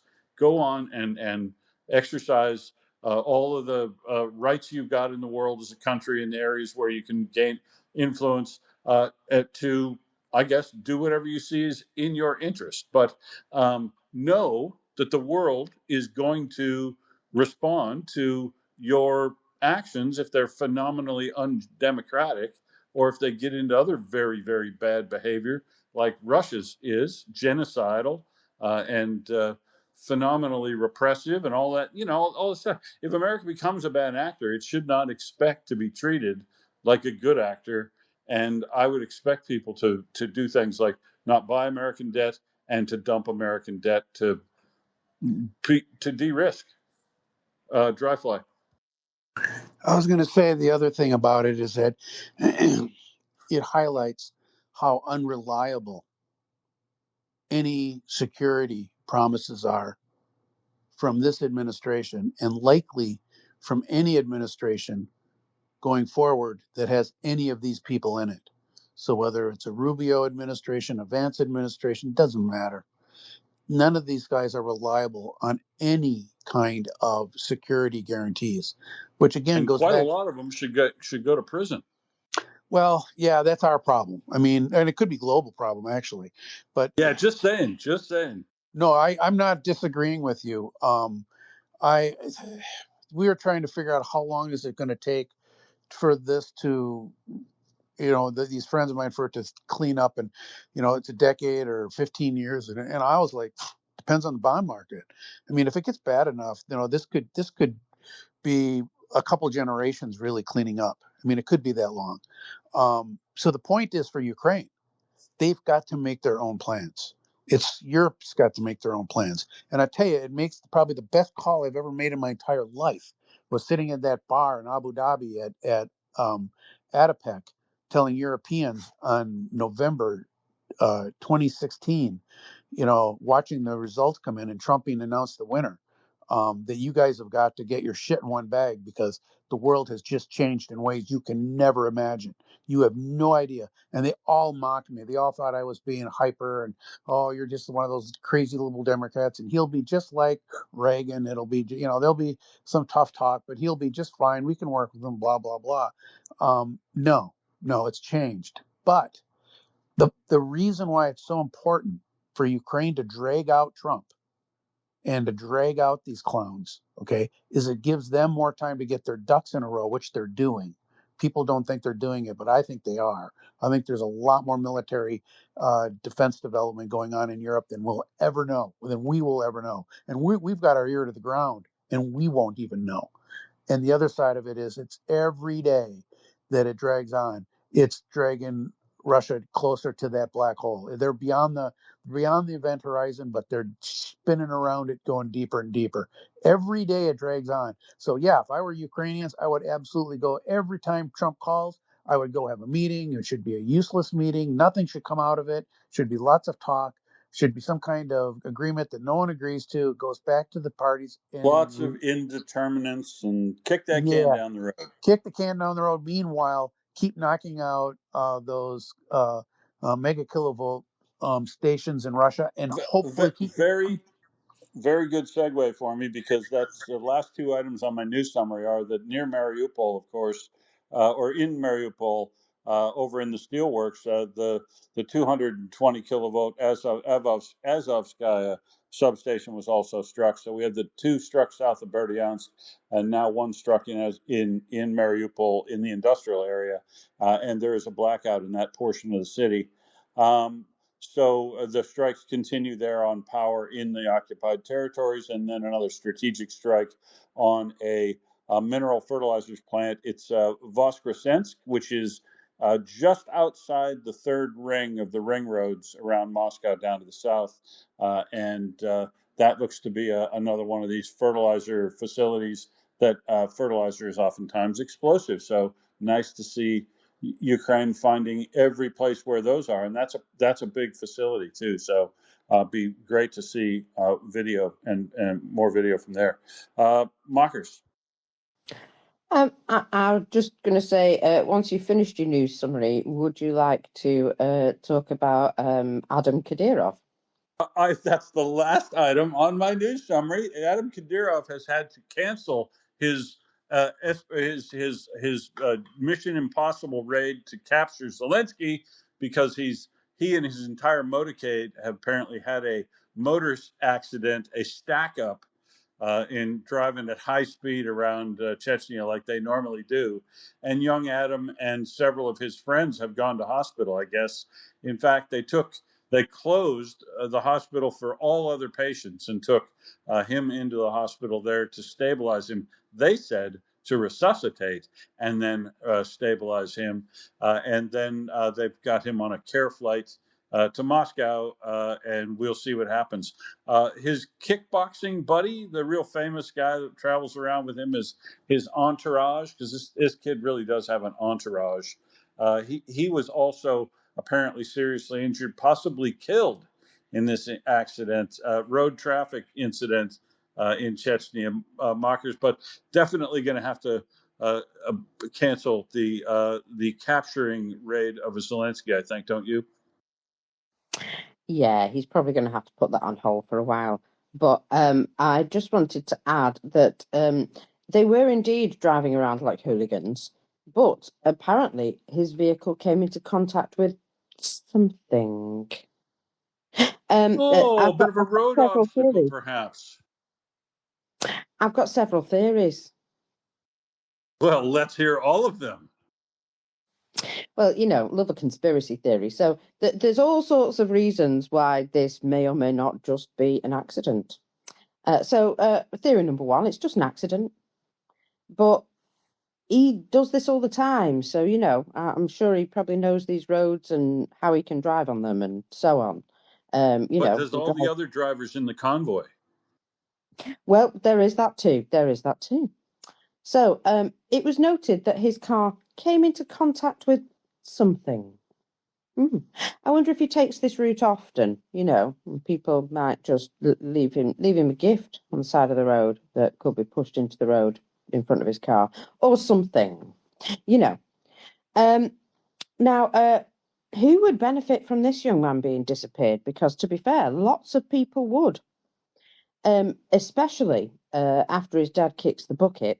If Adam was out of the way, the opposition could basically just walk in and say, yeah, thanks very much, we'll take that. Thank you. So there's a bunch of clans there that, to be fair, Adam being out of the way would be quite useful to them. So I'll just sort of leave that hanging in the air there. That's sort of like item number 2 on my list.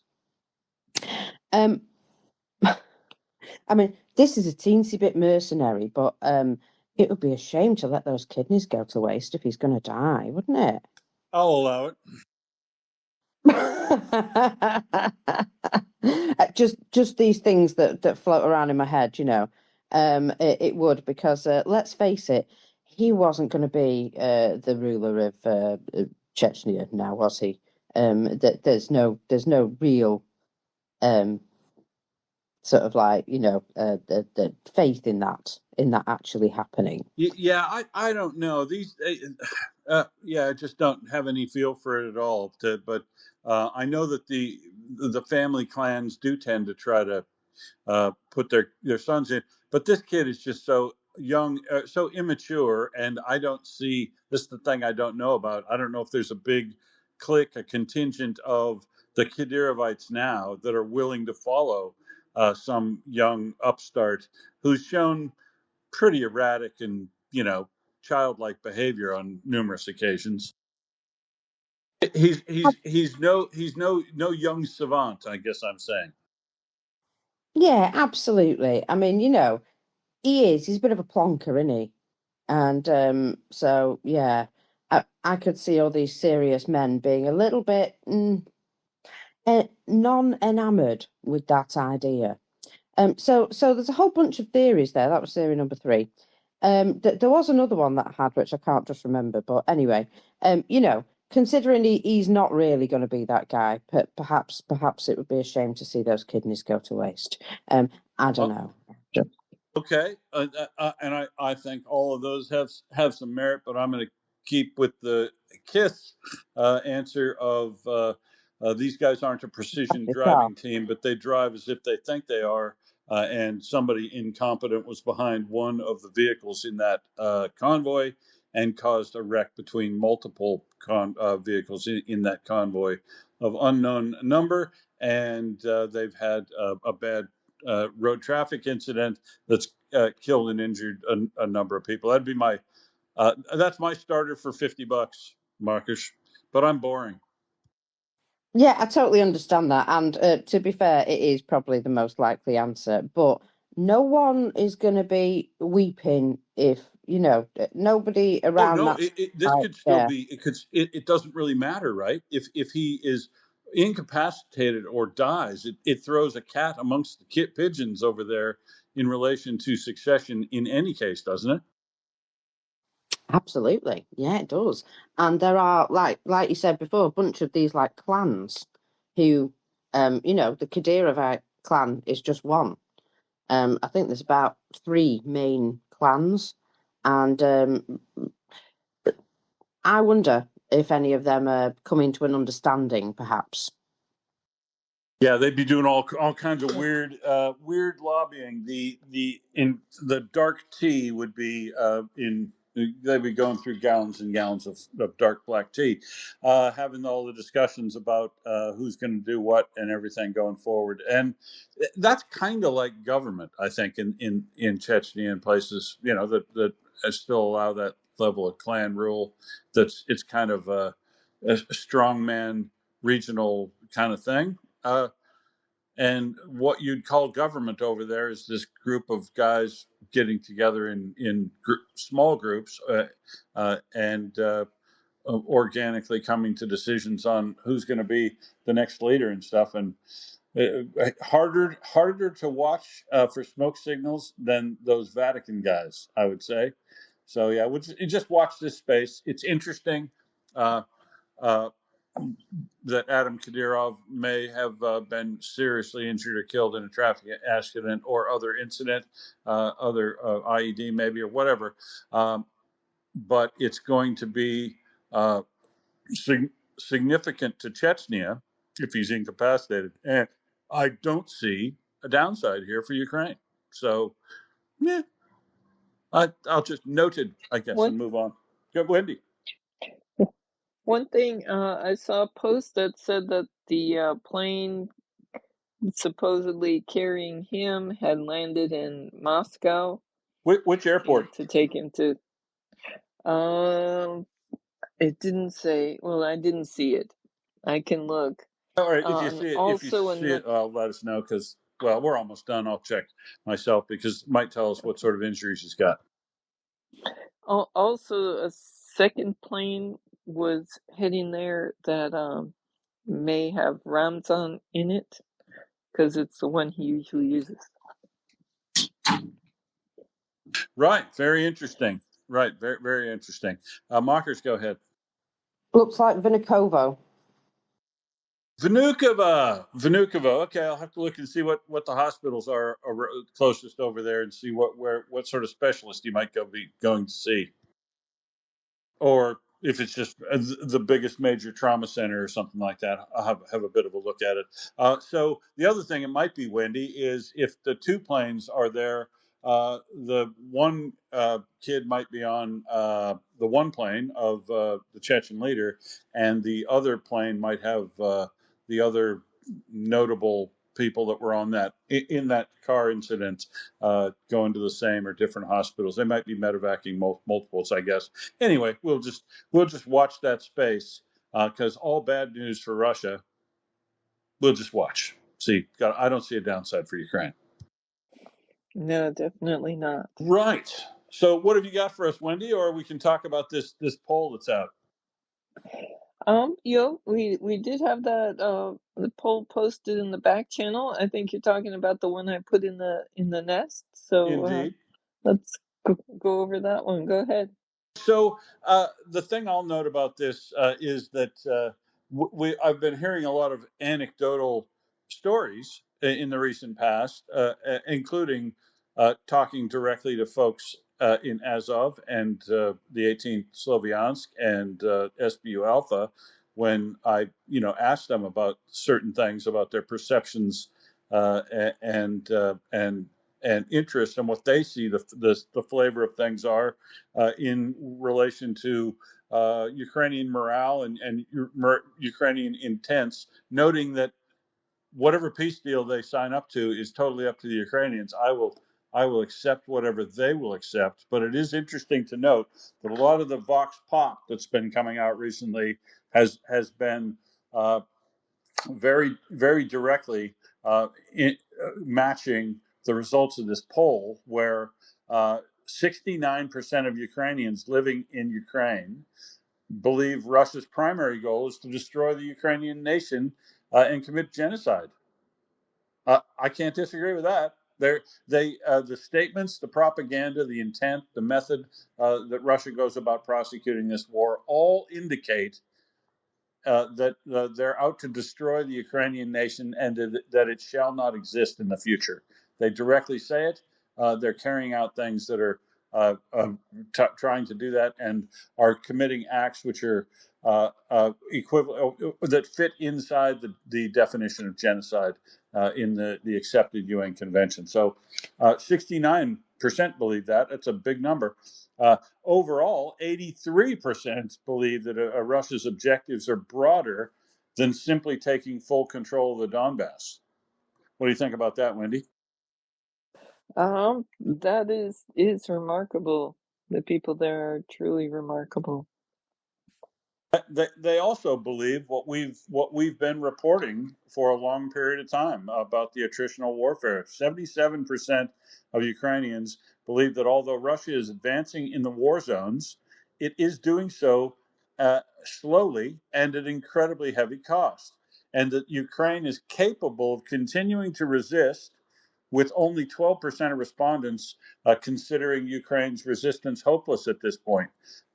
That is a very small number and good. Hopefully, it drives down to nothing. But this is a population, regardless of how beleaguered they are, that believes that they can win this war. 69% do not believe the current talks will lead to a lasting peace. I agree. The main reason cited is Russia's unwillingness to make peace and its desire to continue the war against Ukraine. Only 26% of the population of Ukraine believes that the current talks will lead to a peace situation. 54% firmly reject the proposal to hand all of the Donbass over to Russia in exchange for security guarantees from the United States and Europe, and 39% would agree, but only with substantial security guarantees. So a clear majority of people reject handing over territory for peace. This isn't Gaza, folks. This isn't the homeland of Russia. Land for peace does not apply here. This would be buying off a rapist to get him to stop committing the atrocities. It's unacceptable. Well, I don't get a vote on it, but I would also firmly reject that proposal, especially since Russia can't take it, and Ukraine is clearly whittling away the Russian capability and doing strategic strikes. So 54% reject that proposal. 55% support holding a referendum on any peace deal, while 32% oppose it. Uh, uh, that's an amazing amount of people that want to have participatory democracy over a treaty, essentially, that the country would hold. And I suppose the big number there, 32%, might be people that don't agree it ought to be. They'd like some input, but they don't need to have a vote on it directly to the population. 57% of the population expect that even if the war is frozen along the current front line, accompanied by security guarantees, Russia will still try to attack again. Only 11% believe it would that they wouldn't, that it would be a lasting peace. 59% believe that in the event of another Russian napadezhenia, Europe will provide all necessary support. Confidence in the U.S. is lower, with 39% believing it would help. So if peace were to break out, and 59% believe that if Russia made a violation of the agreement, that Europe, 59 believe Europe would step in, but only 39% believe the United States would step in. I'd say these folks have their heads pretty squarely turned on there.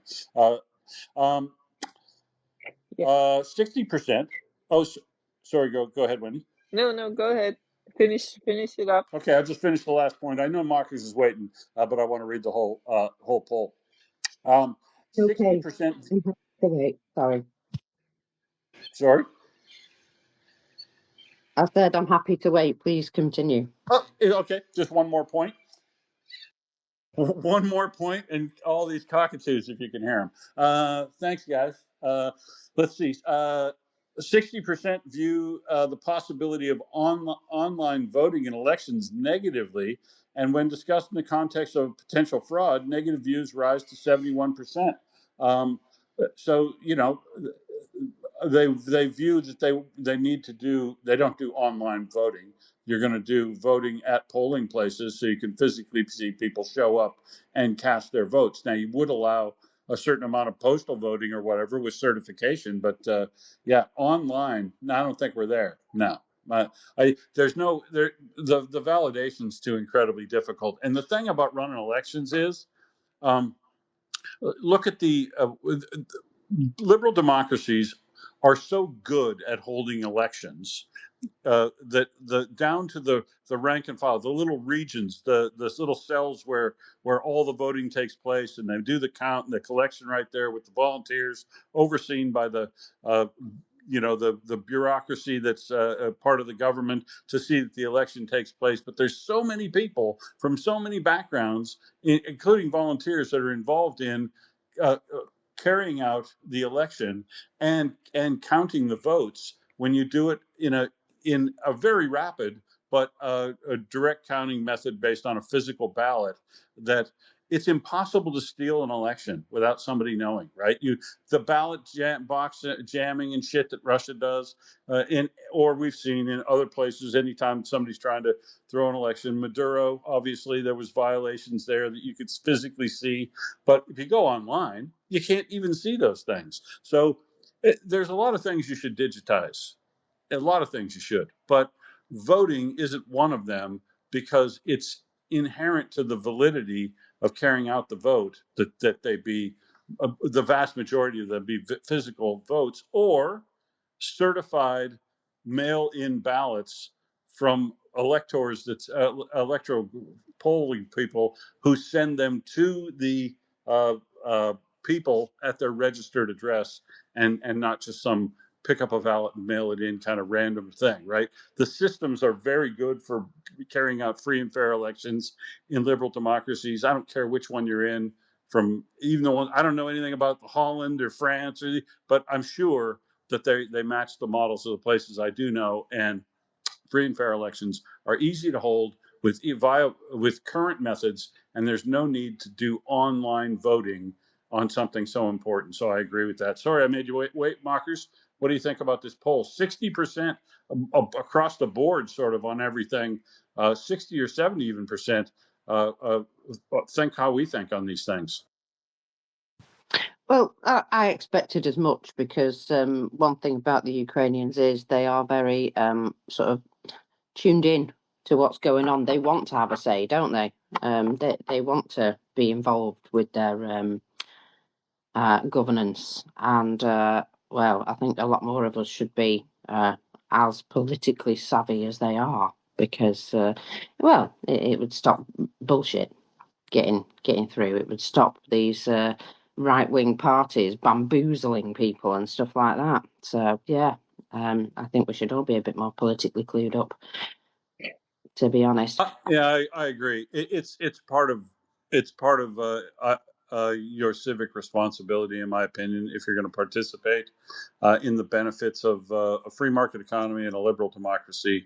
You also have some responsibilities, and becoming politically aware about things from your local area all the way up to the national area is important. It doesn't have to take you hundreds of thousands of hours to do it.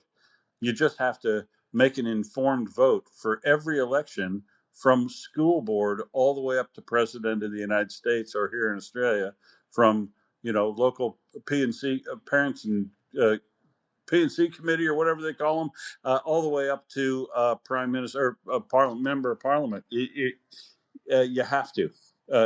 You have to make. I don't care what your voice is, right? I don't have to agree with you. Just the thing is, when everybody expresses their opinion in the vote, particularly in the vote, things work out better when everybody participates. And that's a big problem also in America. Getting participation rates back up is going to be a real hard thing to do, I reckon. Mockers? I think they already got past that point, but that's just me. You don't think? Do you think this bullshit about Trump canceling elections, that he'd actually try to use the Insurrection I think he'll Act try and over do it. Minnesota Yeah, and cancel? I do think he'll try and do it. Yeah, because he's So we'd just want to getting watch him everything in he wants. August, wouldn't we? Well, he's getting everything he wants already. Now then, I wanted to bring you another statistic as we were talking numbers, and just ask you if this comes across as a little bit dire. I mean, I know the Russians have many more soldiers. That even people from all over the world. United Colours of Benetton these days, their army. But 27 dying for every one Ukrainian. That is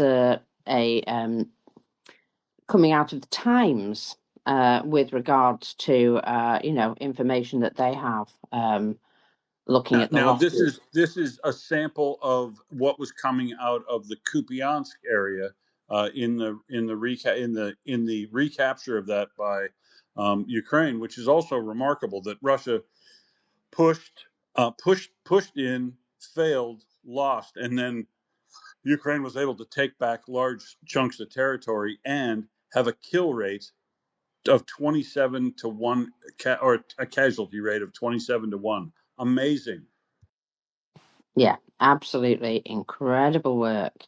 And that just goes to show, doesn't it, that the Russians, well, they might have mass, but it's not really serving them, is it? It's not really serving them when that's the result of them trying to, overwhelm. Anyway, can we get some swaps done now? Because I think, I can't. yeah, I'll drop down. Thanks so much, everybody, and Thank you, Wendy. And we will see everybody probably tomorrow afternoon, my time. So I'm going to drop down. Thanks. Slava Ukraine. Heroin Slava. Cool. I will also, after we get a swap in, I guess I'll probably drop and not wait to get the hook, but we'll see who. It's Mockers and Genesis Man this afternoon, I believe. Is that correct, Mockers? It absolutely is. Yes, that is correct. I'm just accepting my co-host invite as well already, and he's gone. So I imagine that somebody in the background enjoyed doing that. Bless. So good morning, folks. And here I am. Yeah. For some reason, it's made Genesis Man co-host, and I'm still sat here looking like a speaker. I give up. 27 Russians killed for every lost Ukrainian soldier, and that is one heck of a ratio, is it not? Genesis Man, I have no co-host buttons. In fact, I've got a new invite. Let's try that. Hang on, Mockers, it's put Will back in as co-host. Oh, I'm co-host now. Okay, right, fine. I don't know what's going on. Yeah, no, it's freaking out. It's freaking out. I think it just doesn't like me. I don't know. Anyway, I now can't close my mic. Oh, there we go. Things are Oh, working now. are Morning, we Joseph. saying morning, sweet? A second hook for Will. I love it. Well played. Oh, have we lost Mockers totally? Because I dumped her. Oh, right. Okay. Well done. Right then.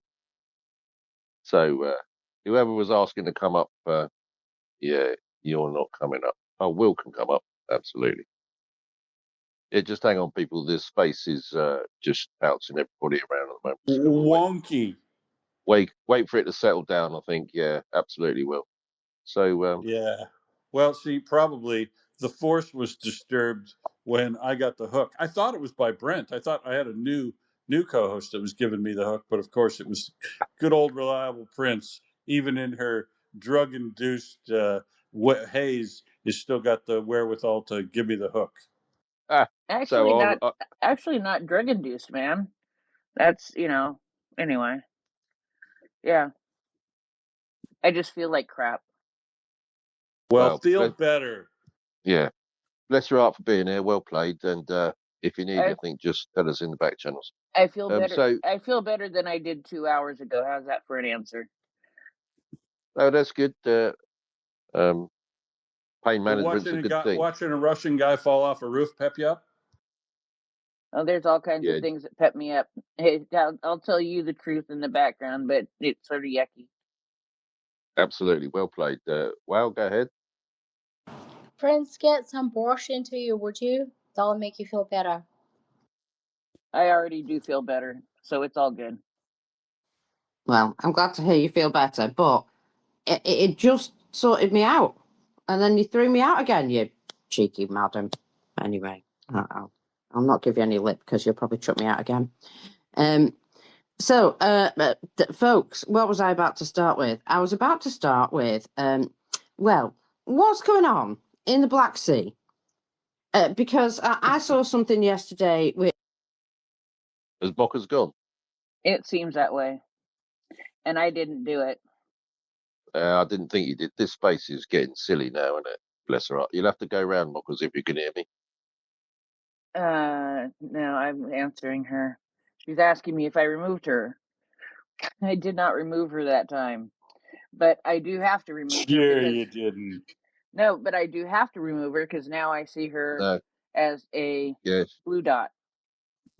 Yeah, she'll be a ghost. Yeah. So, Will, while you're there, I heard Dryfly this morning saying that he thinks Russia's beyond the event horizon, which is a really nice way of putting it. What are your thoughts on that? Because I'm of the same opinion. I just can't verbalise it. I don't. I just think they're down up shit creek without a paddle. But I can't actually put any words to it. What are your So thoughts? I've been talking about Russian economy for, I don't know, better part of 3 years, and looking at the things that we see and trying to figure out what's happening and how when things might happen.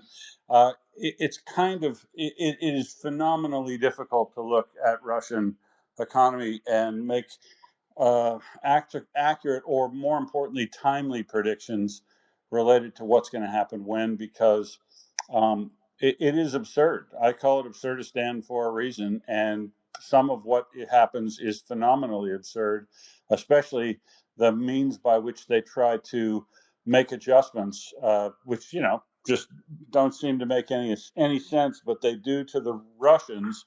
But look, the money go round that they've been doing, where the central bank will sell bonds to raise cash to fund the war payments, and they can't find any external buyers for their debt, so they're forcing internal buyers, which are banks, many of which have significant portions of government ownership in them, to buy this debt. And then these banks get close to insolvency periodically, and they have a lot of bad debts at high interest rates out to many people. So they get very close to solvency, and then the central bank issues repo to try to make them solvent again, so that they can carry on. And now we see further examples that they're forcing them to take and give holidays, and they're gonna defer bankruptcies and things like that. So they're doing everything they can to keep the collapse from happening. But it would not surprise me if 2026 is the year when we have a black swan event that causes enough uh, enough disturbance and problems inside the Russian economy that they can no longer pay for their war, and they decide to start withdrawing from Ukraine. I think that could happen. I think it could happen this year. It's the first year I've put a year on it. And more importantly, what he means about the event horizon is I also agree with, and it's something that I've also been talking about for a better part of 3 years with how Russia is denuding its economy of capacity in the future, shifting all that capacity that it does have to the military and neglecting its long-term future. I said, I don't know, year and a half ago, it doesn't make any difference, but I said that even if the war stopped today, I'm not sure Russia could stave off economic disaster here, but we're beyond that. So that's the event horizon. That's the event horizon that no matter what happens, Russia's going to have a major economic crisis that will cause a lot of pain and suffering throughout that society, and a lot of loss to people and a lost productivity, but also should be sufficient to cut off the cash flow that keeps the troops in the field in Russia or in Ukraine. And it do that in two ways. Not only are you not going to show up if you're not getting a paycheck, Genesis Man, you're also not going to be required to show up by an officer who was stealing money from you to keep you alive out in the front line, coercing payments out of you. You won't have the money to pay him.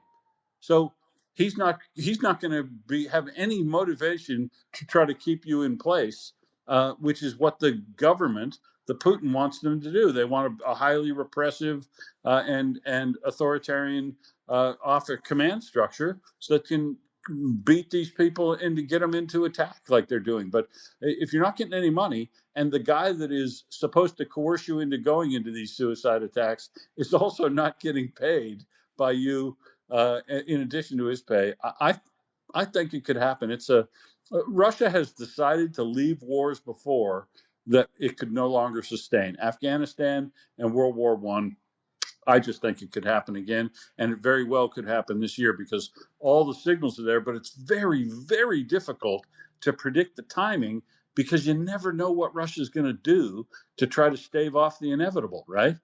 But that, and let's say, this is why I keep wanting to push Ukraine to make sure that they're filling every training position they can for new volunteers and conscripts, and building out their army manpower to 100% readiness, because that will force Russia to do another mobilization because they're having a harder time than ever, we now find out in December, of filling the ranks in their army from foreign fighters and domestic people, because the domestic dregs are running out in Russia. Can you hear me? I can go ahead. Yeah. Yeah, so I get that the regions can't pay their soldiers anymore, and they've basically run out of money in Russia, and you're absolutely right. So if they can't pay them, then the people that are on the front, when the commanders try and take the money from the people, they have got no money, so they're just running out of money. And it was pleasing to hear the new defense minister of Ukraine the other day talking about trying to fill all those positions that you're talking about. And there's lots of noise around the politics about why they've got all that. I'm not really interested. The fact is that Zelensky has found somebody that is willing to tackle the problem, whatever the problem may be. It might be one of those dark problems. We're never going to get to the bottom bit. It might be an ad campaign they didn't do. Yeah. It might be one of those problems where we're never going to solve it. But I tell you what, we can take a big slice of it, which is really pleasing. Exactly. Yeah. So, Monica, you got your hand up. Go ahead. Hi, be careful giving me the floor. You may never get the mic back. That's perfectly fine. That's perfectly fine. You crack on. I Well, love three. listening. You have you have one of those lovely American voices. So just crack on. I'll be fine. Well, thank you. Born in New York, raised in Boston, but I think I sound more like my New Yorker parents than I do like my Boston neighbors. But anyway, I feel like I'm preaching the choir, and I am in the choir and preaching the choir because we're all in the choir. We're here because we support Ukraine, and it's really difficult to assess on a like a bird's eye level the macroeconomic situation in Russia because you cannot trust anything the government says in terms of its financial reporting. There just is no financial reporting. It's like China, and frankly, we're getting there in the United States, as Trump famously fired the people who who release the economic numbers. So we have state media, and we're becoming sort of a dictatorship here too. But you have to get these little anecdotes. We get these little pieces of information, and Will collects them assiduously during his Absurdistan reports. We get little pieces every day, pieces of the puzzle, like this little provincial government out in the middle of Siberia can't make its payroll. This factory isn't paying its workers. We just get these little snapshots which tell us that shit isn't good. It's all kind of adding up. And the state of the Russian economy is critically important because in the big picture, we all know there's two ways Ukraine wins this war.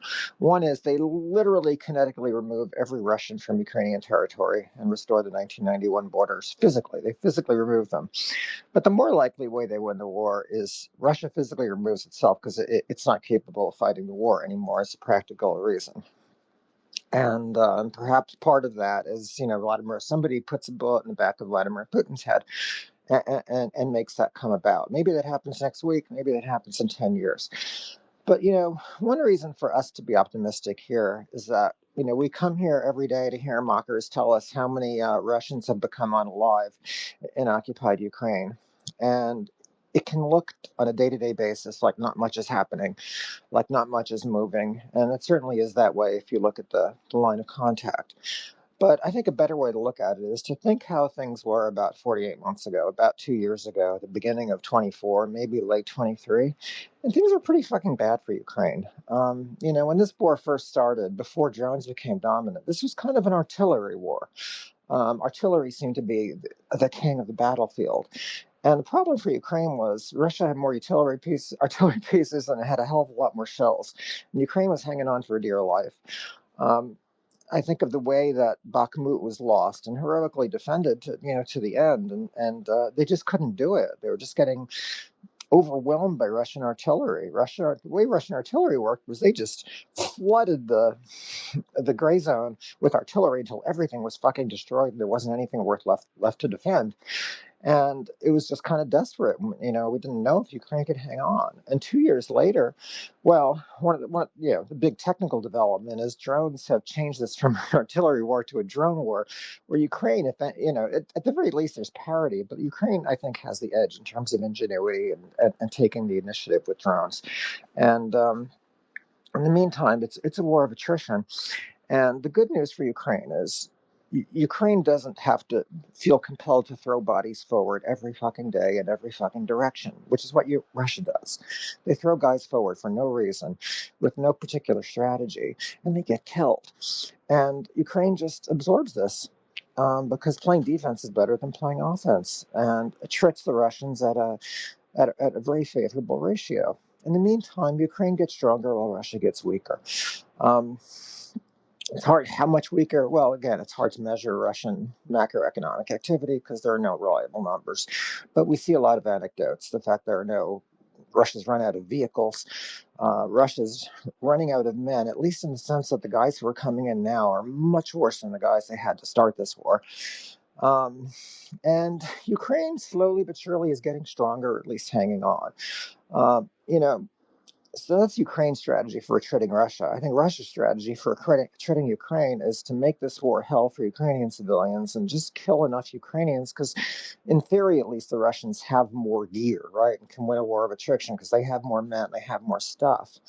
And the real way that Russia wins this war is by stopping Ukraine's supporters from supporting Ukraine. They won a big battle in getting Donald Trump elected. Joe Biden gave $82 billion of military aid to Ukraine. So far, Trump has given zero. In calendar 2025, the EU gave $45 billion of aid to Ukraine. The United States gave zero. So that was a big, big win for Russia getting Donald Trump elected. The next step is to get Marine Le Pen elected in France, to get the AfD elected in Germany, to get the Reform elected in the UK. That's how Russia wins the war. They cut off the aid by destroying the West from within. We have to stop that from happening, and I think we can stop it from happening. And if we stop that from happening, if Ukraine keeps getting the material support it needs, Ukraine can win this war, and they will. I agree, but I would say only clarification is the problem's just a little bit worse than that, because not only is the Trump administration the manner in which Russia is trying to win this war is actually to get the Trump administration to force Ukraine into an incredibly bad and historically bad precedent-setting deal, which is why I'm always pushing for Ukraine to isolate themselves from America and get on with it. For the reason you said, they're not actually giving you any support. So why would you take their conniving interference that is trying to coerce you into taking a bad deal to enrich Trump and some of his close friends personally? I mean, it's so transparently. He's such a transparently bad actor in relation to Ukraine. Isolation is got to be the only way to go. Even though I agree with Dryfly, you do this dance, the diplomatic dance, whatever, act very French, I suppose, in your diplomatic stuff with willingness to talk, but don't intend on talking to get anywhere. Just make sure that your other ally partners equip you enough to put enough pressure on Russia militarily and all the other things so that they do collapse and decide to withdraw.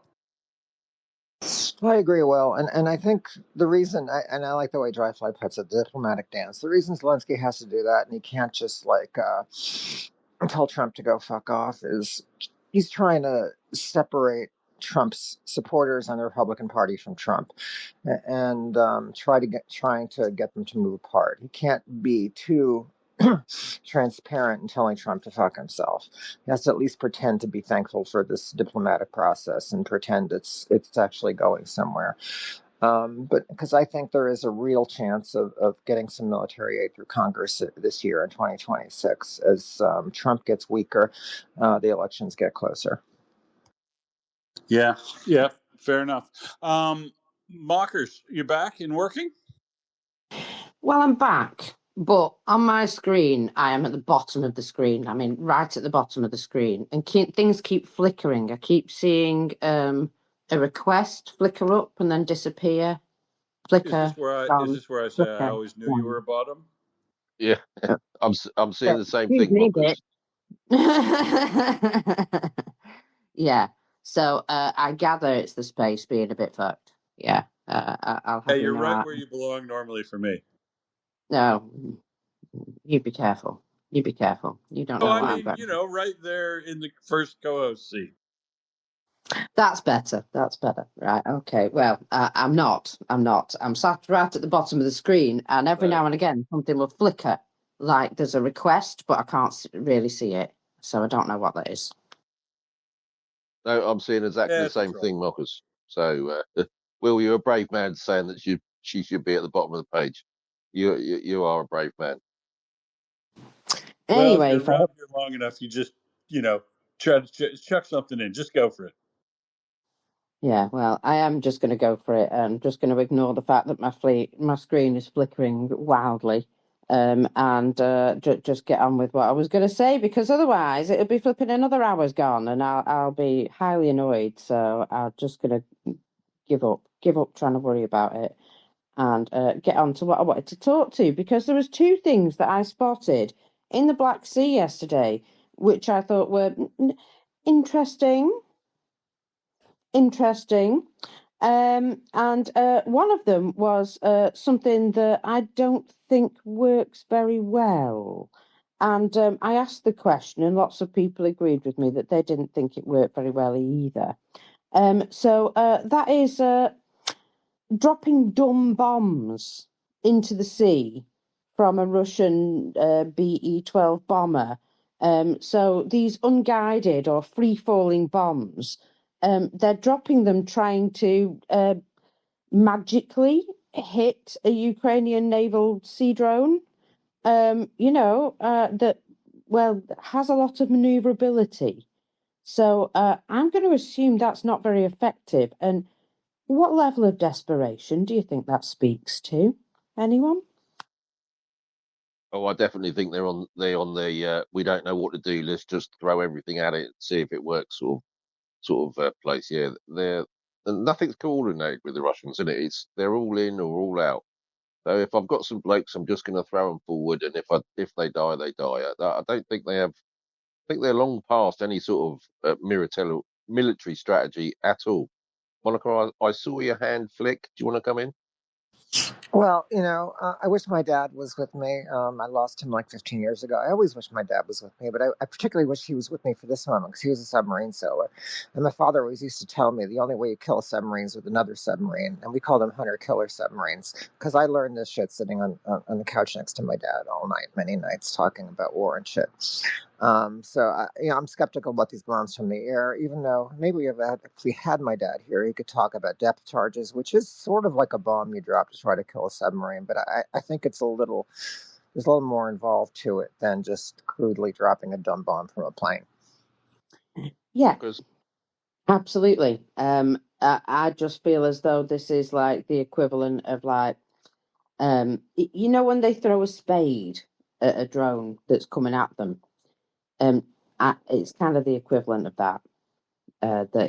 It's unguided. It's unlikely to do an awful lot as well. But at least we're doing something, eh? Look at us, we're doing something. We're spending money. We're using fuel. We're throwing these dumb bombs because we found them in a cupboard somewhere, and we thought, well, why the hell not? That kind of seems to be the whole thinking behind it. At least we're doing something that doesn't send us to the front line. Yeah.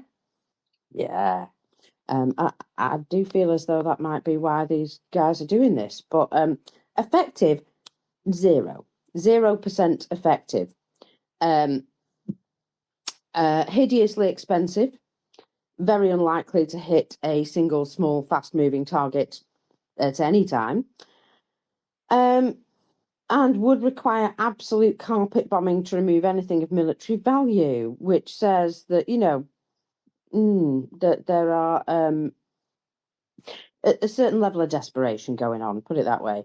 And I'm assuming this is because they opened the cupboard and they had nothing else in the cupboard that they thought might be useful. There are plenty of more effective ways to take them out. I believe helicopters is one of the ways. I wonder how many of those they've lost recently, because they do appear to have lost quite a few in Crimea. We've not had them especially confirmed on the numbers, but I just wonder if, partisans on the ground taking them things out like that. And also, it's putting extra wear on their airframes, isn't it? So that's nice. Four unguided bombs to hit a very highly nimble, highly mobile boat. I'm sure that helps. So there's that. And then there was a little story about the Crimean Bridge. Did you see this, Genesis man? That the Crimean Bridge apparently has had to have another weight limit slapped on it. Yes. Now I did, Mockers. Quite interesting. There weren't a lot of details around it. It was just that it's been damaged. Now, what the Russians mean by damage could be a multitude of sins, couldn't it? It could be like they've lost a pillar, well, not quite, or two, it's completely cracked, or they just don't know what's going on. But yes, I heard that they put some extra restrictions onto the bridge. And just a point of housekeeping, people, I can see myself as co-host. I cannot see you, Mockers, at all. And people, if you want to request, please send me a DM because I can't see any hands come up. It just flicks for me and I can't find you. So if you'd like to, I'm keeping an eye on requests. okay, thank you, Prince, because I can't see anything. It just flicks for me. But anyway, Mockers, go ahead. Sorry. Yeah, this space is just being an asshole, but we'll get over it. So Yeah, there may be an issue with the structural integrity, and I just thought that that was worth noting. Now, it might not be that it's been hit again, but there are things that happen. So, for example, we know for a fact that there's been some cracks put in that concrete, and that isn't ideal. That isn't ideal. And some of those cracks are probably under the surface as well as above the surface. And do you know what the moon does? The moon, would you believe, pulls the sea. Yes, it Moves Pulls a the does. lot of sea. water Yeah, around. moves the water around is what I was going to say. Yeah, absolutely. Yeah, so it basically would assist over a long period of time in dragging water into those crevices. And I'm just saying that sooner or later, in those sorts of conditions, if you don't do something quite serious about it, you will find the structural integrity getting worse. And so, yes, the ocean itself may actually be just doing its thing. It might actually just be Mother Nature. And well, you know, long may Mother Nature do her thing. Um, just maintenance is a problem for the Russians in total, isn't it? So they've reduced it to 1.5 tons, which is, to be fair, that's it's not that much, is it? Um, that leads Light me to vehicle, believe that just there's light quite a vehicles, problem. mockers. That's all. 1.5 tons. Yeah, so there's no construction going over there, you know, no construction vehicles, no you know, heavy trucks or anything like that. None of it. And I just feel that that is well, that's notable. Notable. So yeah, anything heavier than a larder, which is made out of pig iron, obviously, is not going over that, yeah? Yeah, Sorry, yeah, yeah. sorry, mockers. So, yeah. I keep it keeps kicking me out to different bits, so just give us a sec. But yes, no, it's only a light vehicle, 1.5 tons, very small. Oh dear, oh dear. So yeah, the structural integrity of the bridge is well, very questionable at this point, and I'm not sure I'd even want to drive over that with a small vehicle. To be fair, now Well, since they've put it in place. a light vehicle technically is rated up to 4.5 tons. Is it not, Genesis Man? Yeah, absolutely, yeah. So, but that's why I'm saying 1.5 ton comes in that. But it's they're only very small vehicles, you know, small industrial stuff, Yeah, you very couldn't small. drive a dune buggy across it with if it was loaded with four guys. No, no, no. And Mockers, I'm quite happy that the bridge is starting to fall down. Let's pray for that today. That'd be a nice thing to happen. Well, it would cheer our week up, wouldn't it? Monica, I Nothing, see you. nothing, nothing, and then all at once also applies. Just to Oh, put Just to put this in perspective, our AI friends over at Google tell me that a Toyota Corolla weighs 2,900 pounds and a metric ton is 2,200 pounds. So you could barely get a Toyota Corolla across. Good luck with the 18-wheeler. exactly. I mean that just ruins their ability to get anything across there but civilians, basically, doesn't it? And perhaps that is very much been planned. Jenny? My Toyota hatchback from 1988 that I owned um, weighed a metric ton. So that would barely squeeze by. And if you can barely take a Toyota hatchback, like a tiny little thing, I mean, my Santa Fe weighed more than 1.5. That's kind of scary, and that is unloaded and no driver. So I, I looked at TripAdvisor. Do not recommend passing over. Just saying. Thank you. Uh, Now, my so, Toyota Corolla on the way back from IKEA is going to weigh more than that. no, absolutely. So, just in general terms, Mockers, a fire engine weighs 12 tons with water. So, any sort of rescue vehicle is not getting on that bridge because it's going to be over the 1.5 tons. Ambulance is about 4 tons. Good Lord. Good Lord. So there you go. No help for you guys. Yeah, I do kind of feel as though Ukraine have maybe hit it. And they're just not admitting that. Um, just because of how this information's come out suddenly.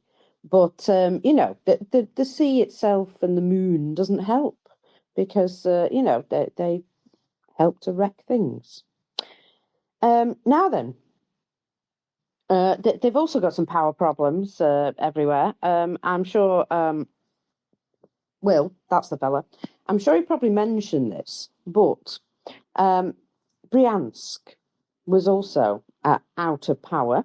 Everyone in Belgorod's been told basically to just move, just leave, because they can't possibly get the power back on, and you just have to leave. So that's nice, isn't it?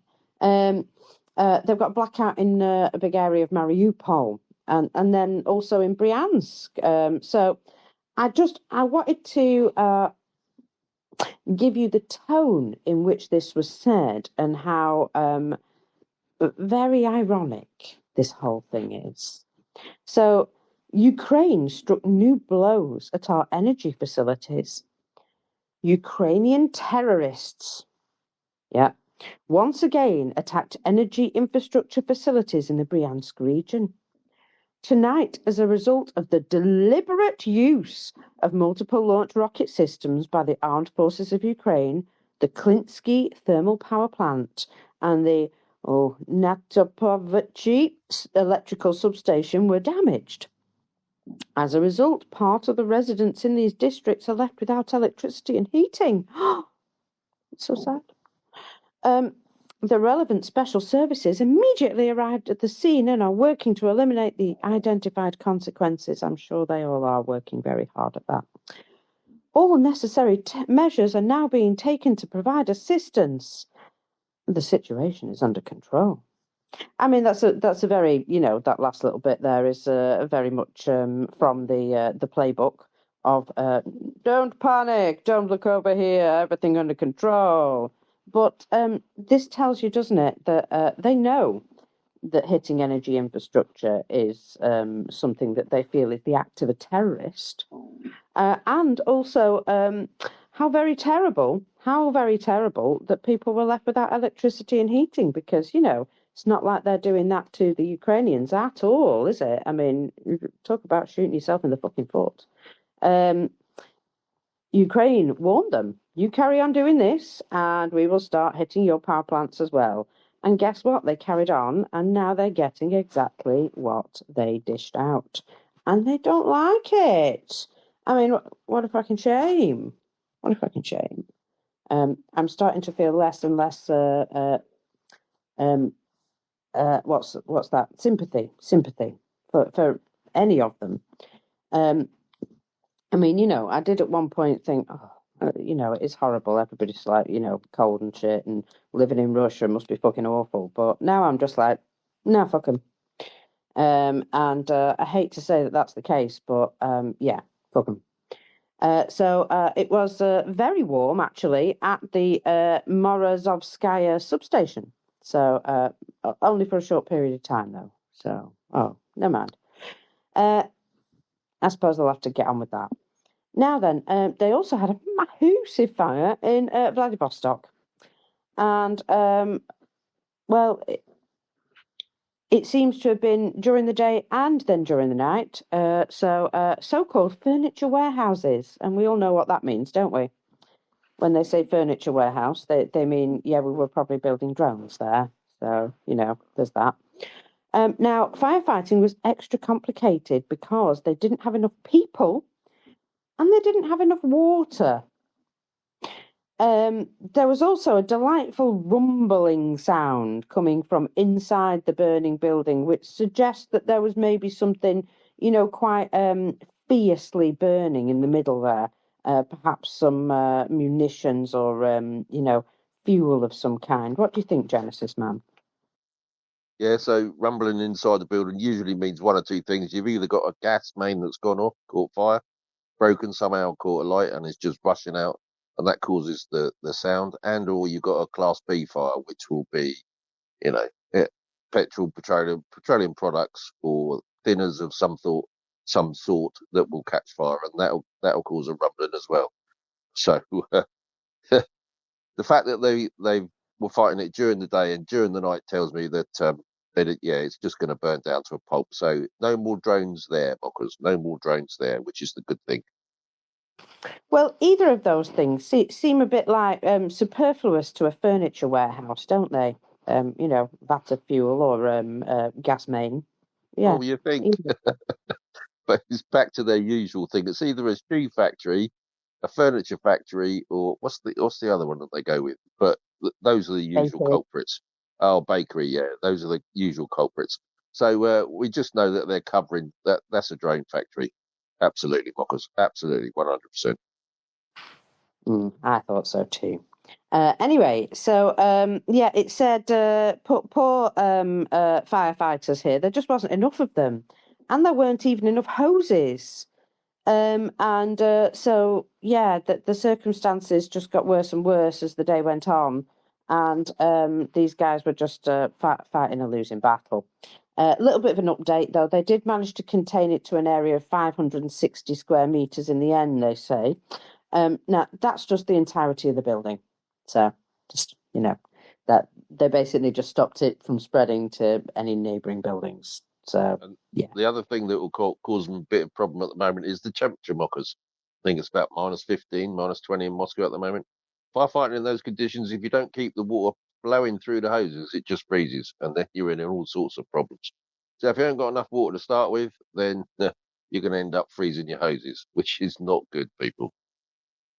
Well, never mind, eh? It seems to be a them problem. It really does seem to be a them problem. So we did speak about Mariupol having a lights out. Now, this was after a series of explosions, and there were also voltage disruptions in other parts of Mariupol, and it was indeed quite dark out there. So I thought that was worth being noted. We can all play at this no heating and no lighting game. You just have to be prepared to, take what you dish out.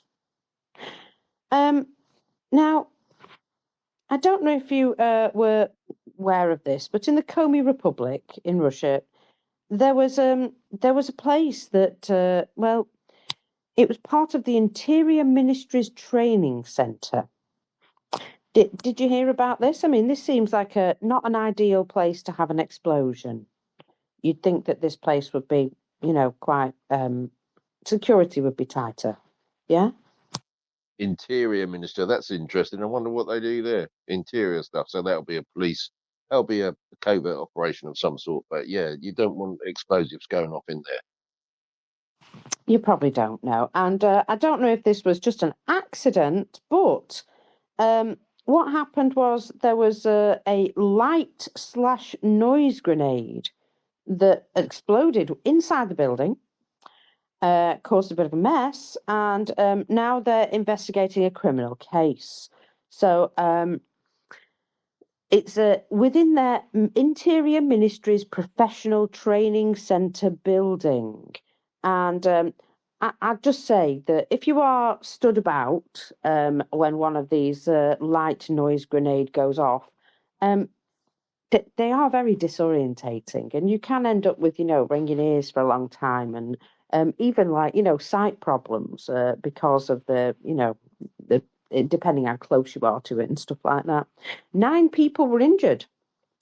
And I just wonder if this was just somebody fumbling a grenade like an idiot, because these things happen, or if perhaps that somebody just popped in and decided to, produce a random incident just for them to deal with.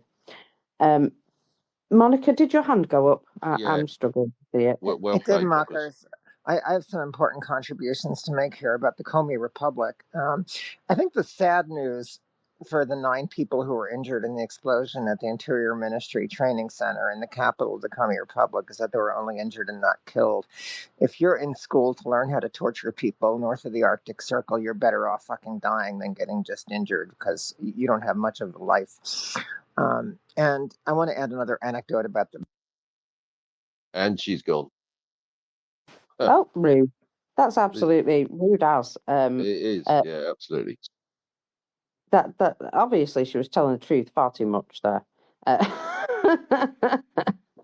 This, I tell you what, this space has been fun tonight, hasn't it? I mean, I'm struggling, but never mind. We shall carry on regardless. We shall carry on regardless. But absolutely right there. That yeah, I wouldn't like to be injured in that location either. I think I'd rather just pass away quickly. But now it turns out more people were injured. Now it's 20 people which were injured, 4 of whom are injured seriously. The entire hall burned down as a result of this flashbang. And even all the hallways outside were charred, ceilings and what have you. And firefighters are still working at the scene of the incident. And I'm assuming that's to ensure that more fires don't spring up. Just excellent work, excellent. So yeah, that they did a bang up job of not dealing with that by the looks of things. Genesis man, just no matter what they tried, the place burnt out anyway. Now they're called stun grenades for a reason, mockers. They're an absolute. Well, they absolutely stun you if you're within 5 meters of anything. So and they also send out some rather hot shards. Now, if you don't put them out, because it will go into the lining of the room. If you don't put them out, which will be wood, if you don't put them out, you're going to get a fire, and then because nobody can put fires out in Russia at the moment, you're not going to put it out at all. So yeah, then crack on. Well, I can't see you, but you're constantly reconnecting. So put your hand up if you're in the space. Yeah, Prince, I don't know if you can help us out with this one, but it's yeah. What's happening? Sorry. Monica was in the middle of chatting to us, and then she just disappeared.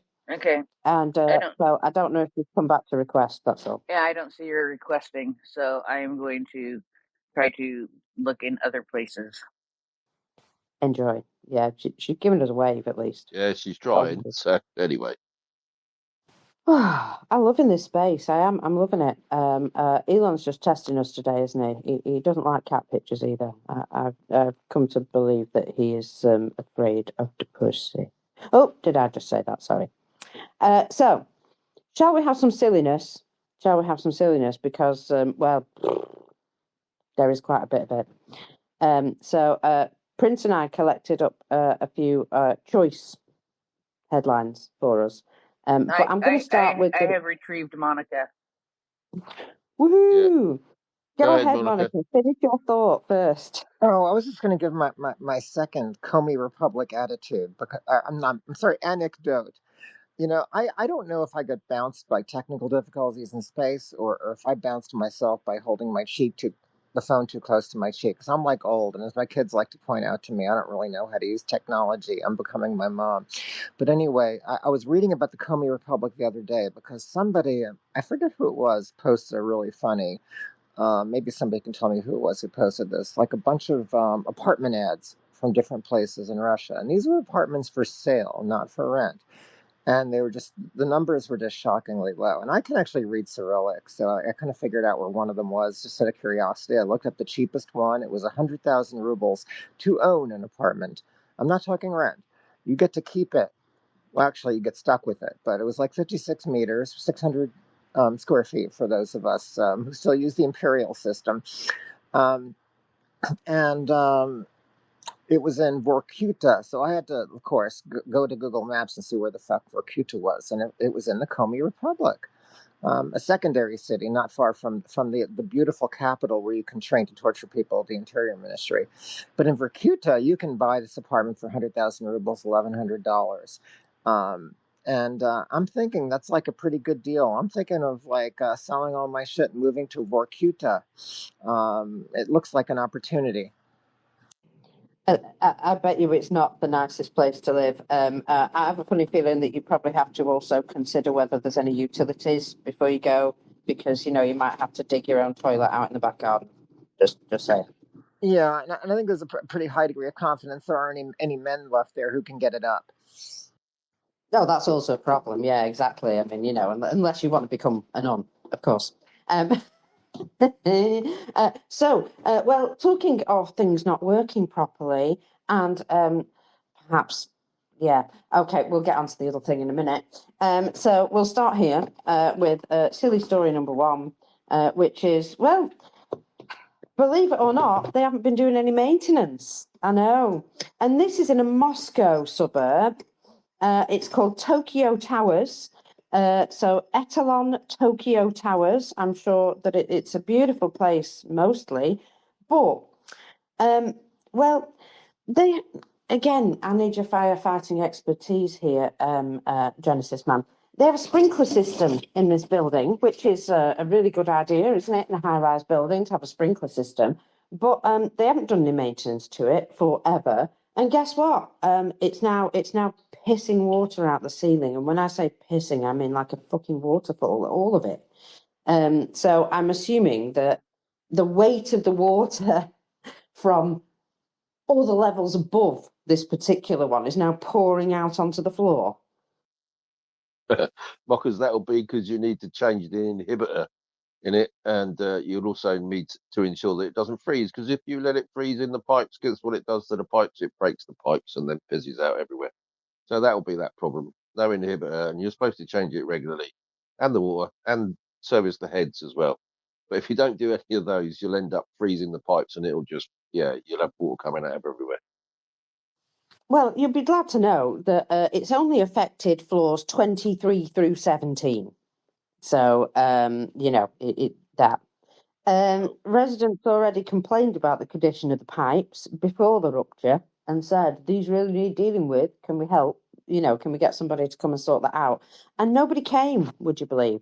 So now there's 6, 7 floors absolutely drowned in this delightful water, which I'm going to say is, they call it brackish, don't they? Brackish. Mm? Yeah, that'll be the inhibitor in it. Yeah, absolutely. And only 7 floors, for fuck's sake. And that also means that the rest of the building's not covered by the sprinkler system, because it just won't work. Yeah, absolutely. So that's pleasant, isn't it? And somebody just said this is a classic Russian indoor sewage fountain, very popular 50 years ago. And at least it's not frozen, hey? At least you don't have to chip out your furniture, like we saw a couple of years back.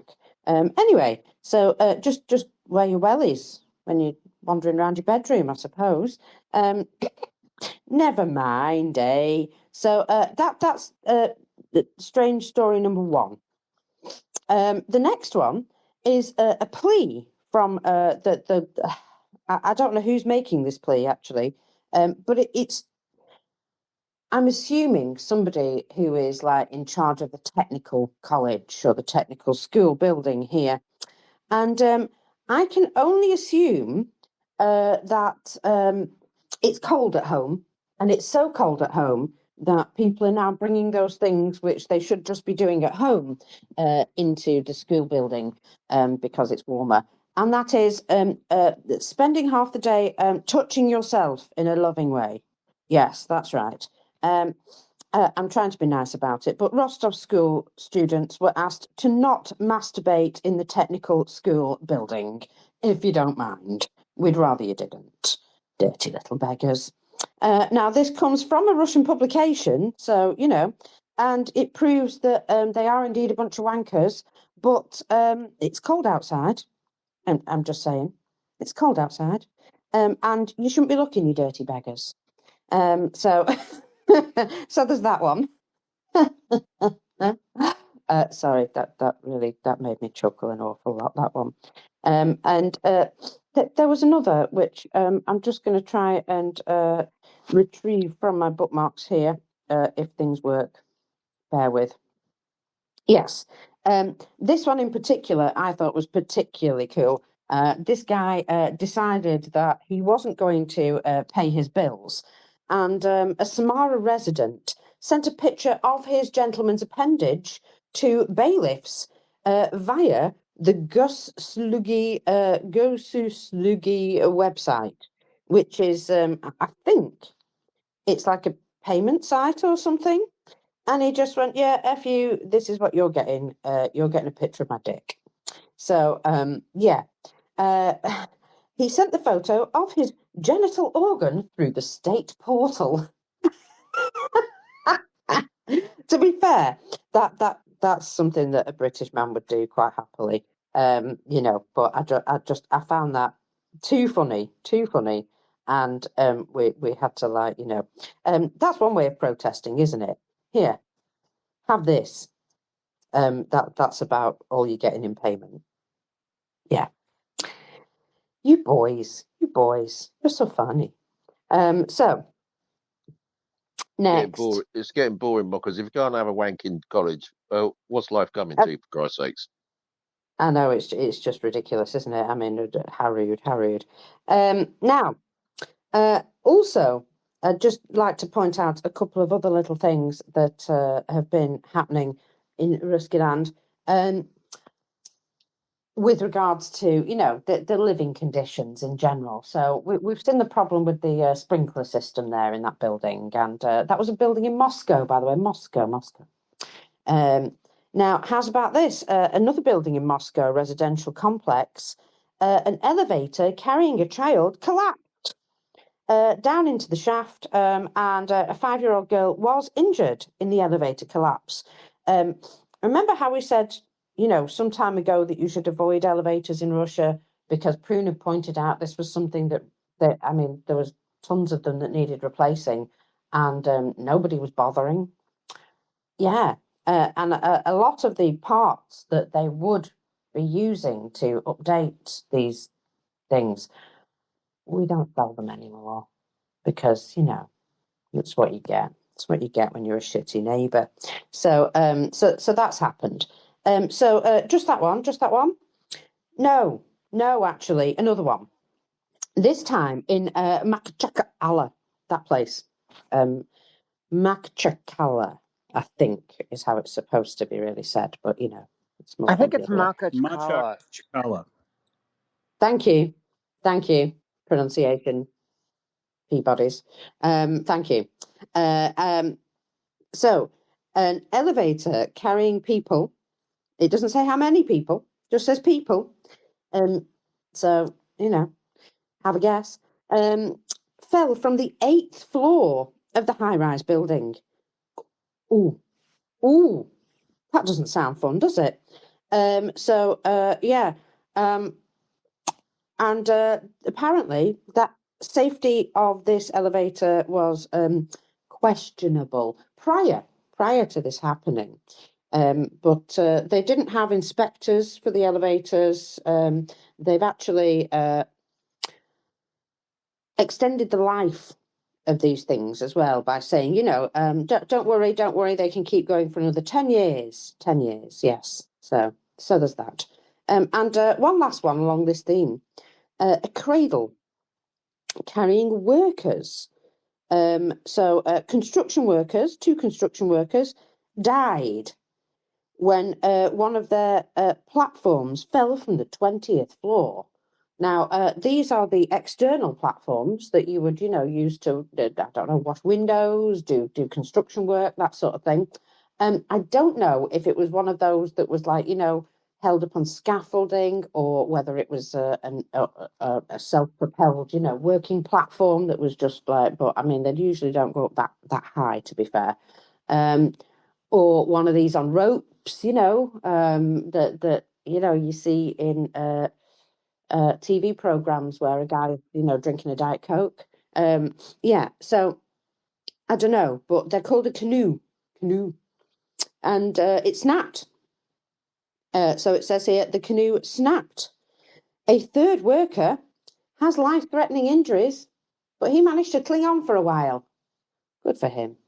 Yeah, I'm just going to say, don't do anything off the ground in Russia because you might fall.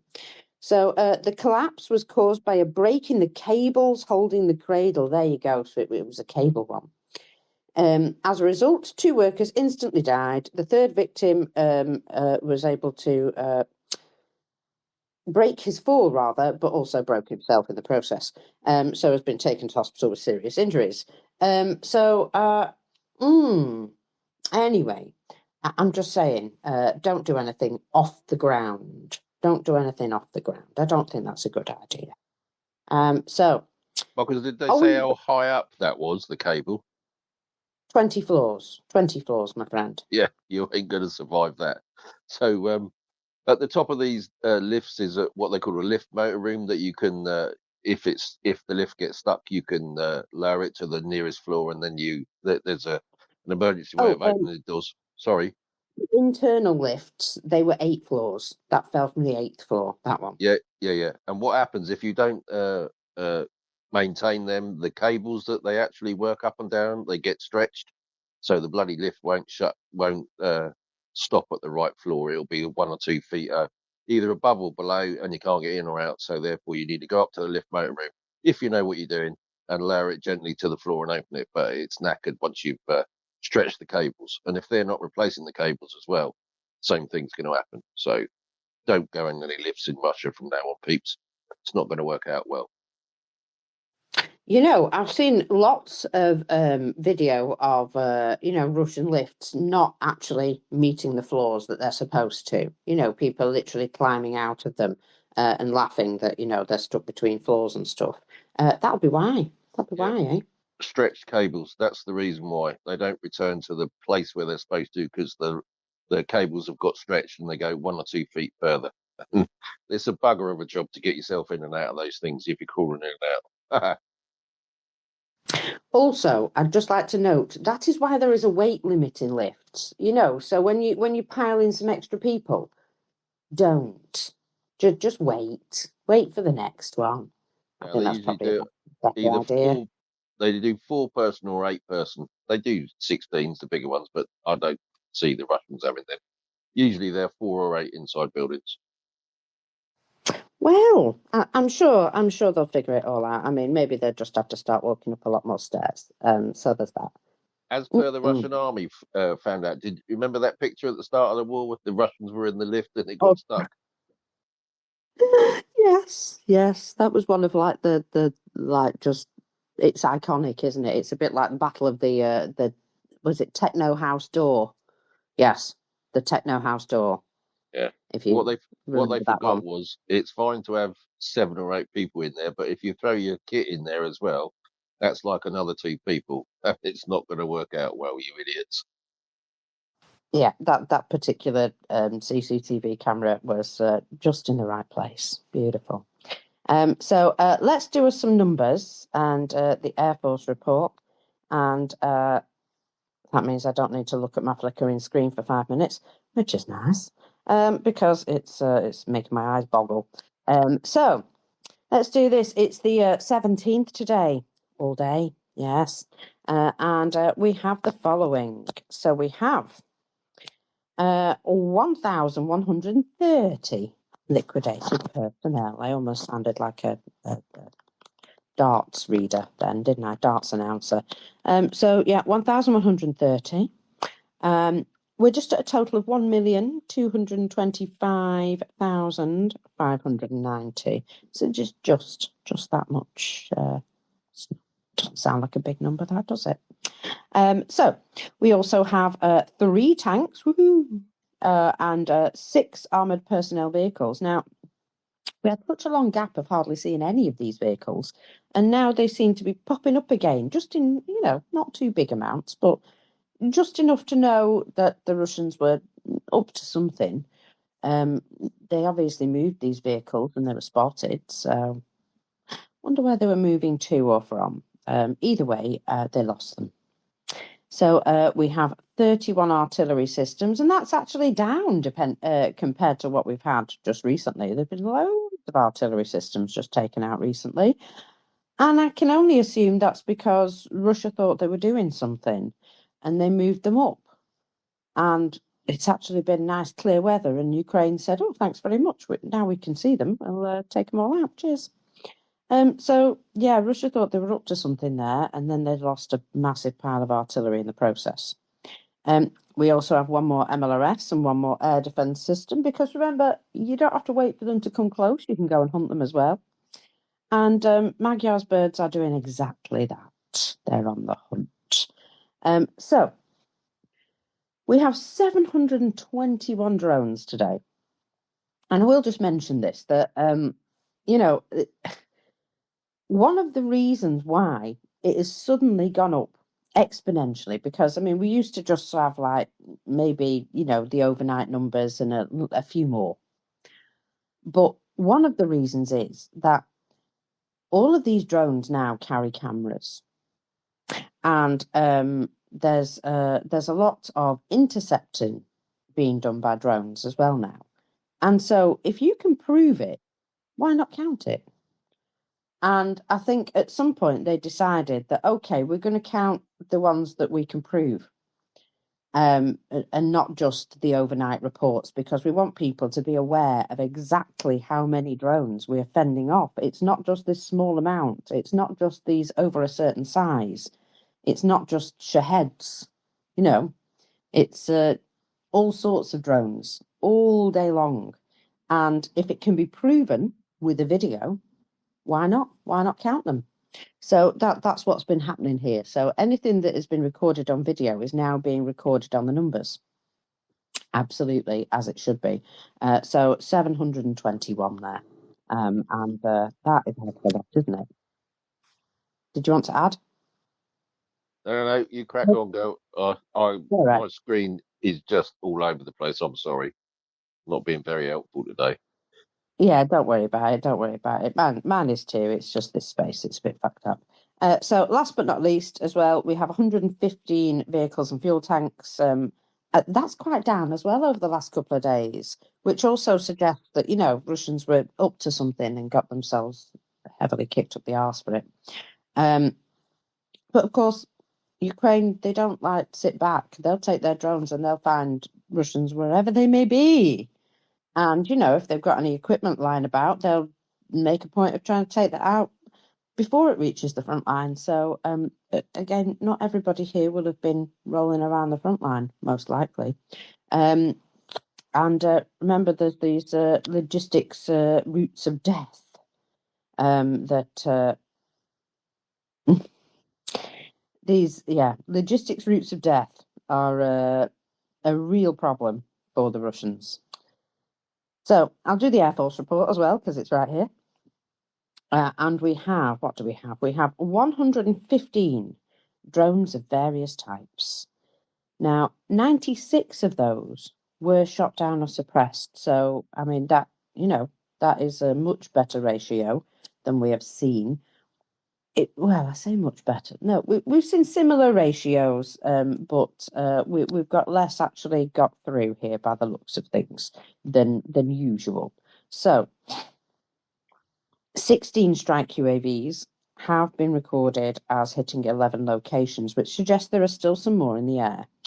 And they also note the fall of downed fragments at 2 locations. And they're still chasing the later ones. So there are still some drones in the air as of, and that was 9:30 local time. Oh no, sorry, 7:30 local time, which would have been 5:30 my time. So hopefully they've got those last ones that were circling around. But there will be more. There'll be plenty more throughout the day. So now I've done that, I've got. What would you prefer first, Genesis Man? Would you like a terrible tale of woe, or would you like railway loading? Oh, I love a tale of woe. And just for clarity, Prince, I can't share anything to the nest or to you even. So that's how crap this space is today.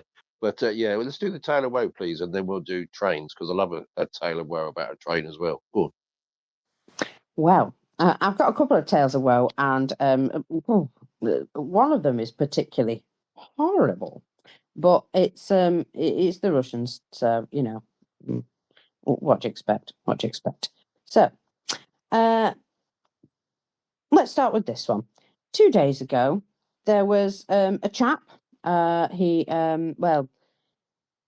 was talking about how he was sent to attack an area, and it says here, this is Putin's special forces. A Russian assault trooper recording a message to Putin showing exactly what kind of soldiers are being sent to the front. And this guy is, well, he's standing about in his pants for a start, which is horrific. But he says, here's the kind of fighters you have, Putin. Here are your special forces. Today, 6 people like this were sent to the effing front. So he's talking about himself to assault Konstantinovka or something. And he says, look at this shit that I'm holding up. This is my effing bulletproof vest. But I don't think it stops bullets. I don't think it does. He says, I've handed in the automatic weapon to the weapons storage room, but I can't really lift it anyway. Now, he looks to have quite a bad back. He's also walking with a stick. And he says, you can see here lies my helmet and all kinds of other junk. This is where we live. He shows a whole load of, beds lined up. Today, 6 people, just like me, were sent into battle. So this guy is, I would say, quite advanced in age. And he says, not only us, but now you're writing off the young people too. Mr. Putin, you are a fucking asshole. Oh. So he's probably, not going to make it much further out of the battlefield. But I think he's feeling like nothing left to lose at this point. So then he can't turn his phone off because he's too old. That's a bit strong for a Russian, isn't it? Bloody hell. They're getting a backbone. Yeah. Well, this guy doesn't have a spine that works properly anyway. So, there's that. He's of an older generation, shall we say. So he looks like he could do with a good meal. He's having a good old complain, which is, what they do, isn't it? Somebody just said, is he part of the geriatric assault group? Did he go to school with Putin? Because he looks about the same age. And, well, Chris Owicki looked into who he is. This, guy with the, shall we say, saggy skin that I did not need to see. Thank you very much for that. But anyway, he's 63-year-old Konstantin Sergeyevich Shakhanazarov. What a name. It's almost like something you'd hear in a song, that Shakhanazarov. Shakalaka and all that. Anyway. Sergeyevich, yes. Konstantin Sergeyevich Shakhanazarov. Something like that. Anyway. He's serving in the 28th Motorised Rifle Regiment, and in case you've got your list, it's Military Unit 12269. Cross that one off.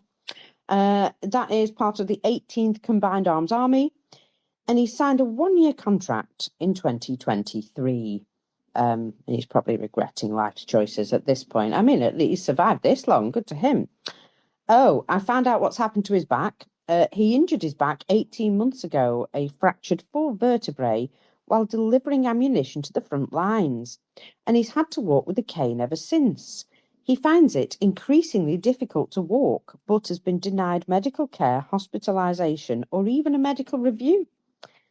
His condition actually makes it impossible for him to hold a rifle or wear a bulletproof vest, and yet he is being forced under threat of death to sign a 3-year contract.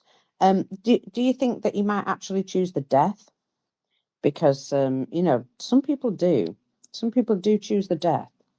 And this guy might be one of them.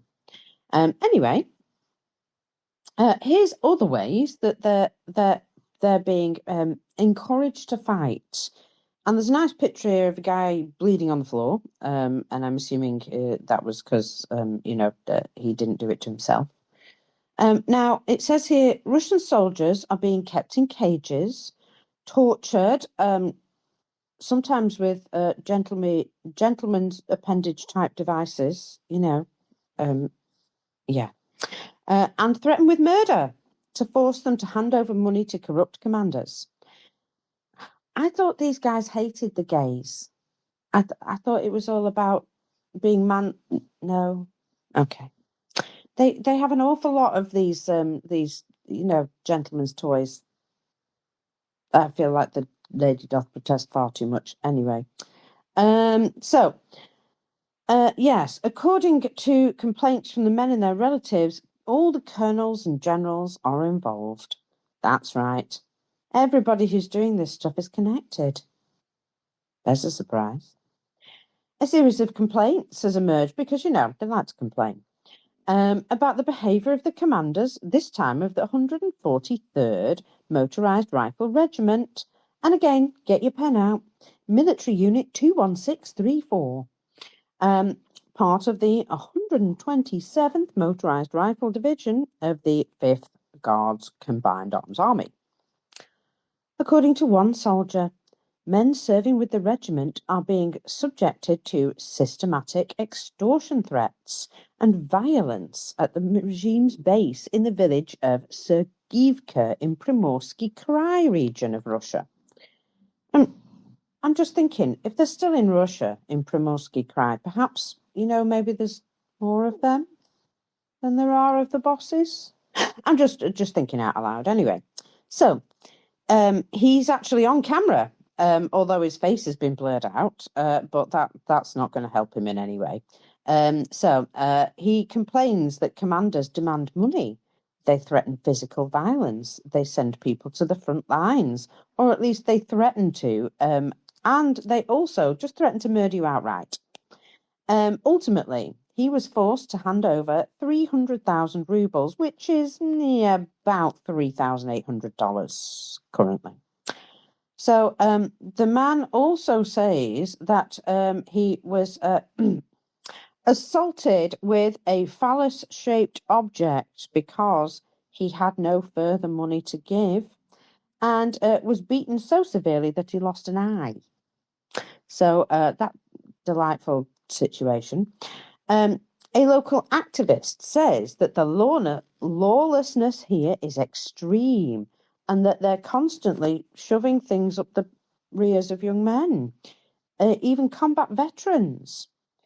Now, I'm just pointing out that this is, guys.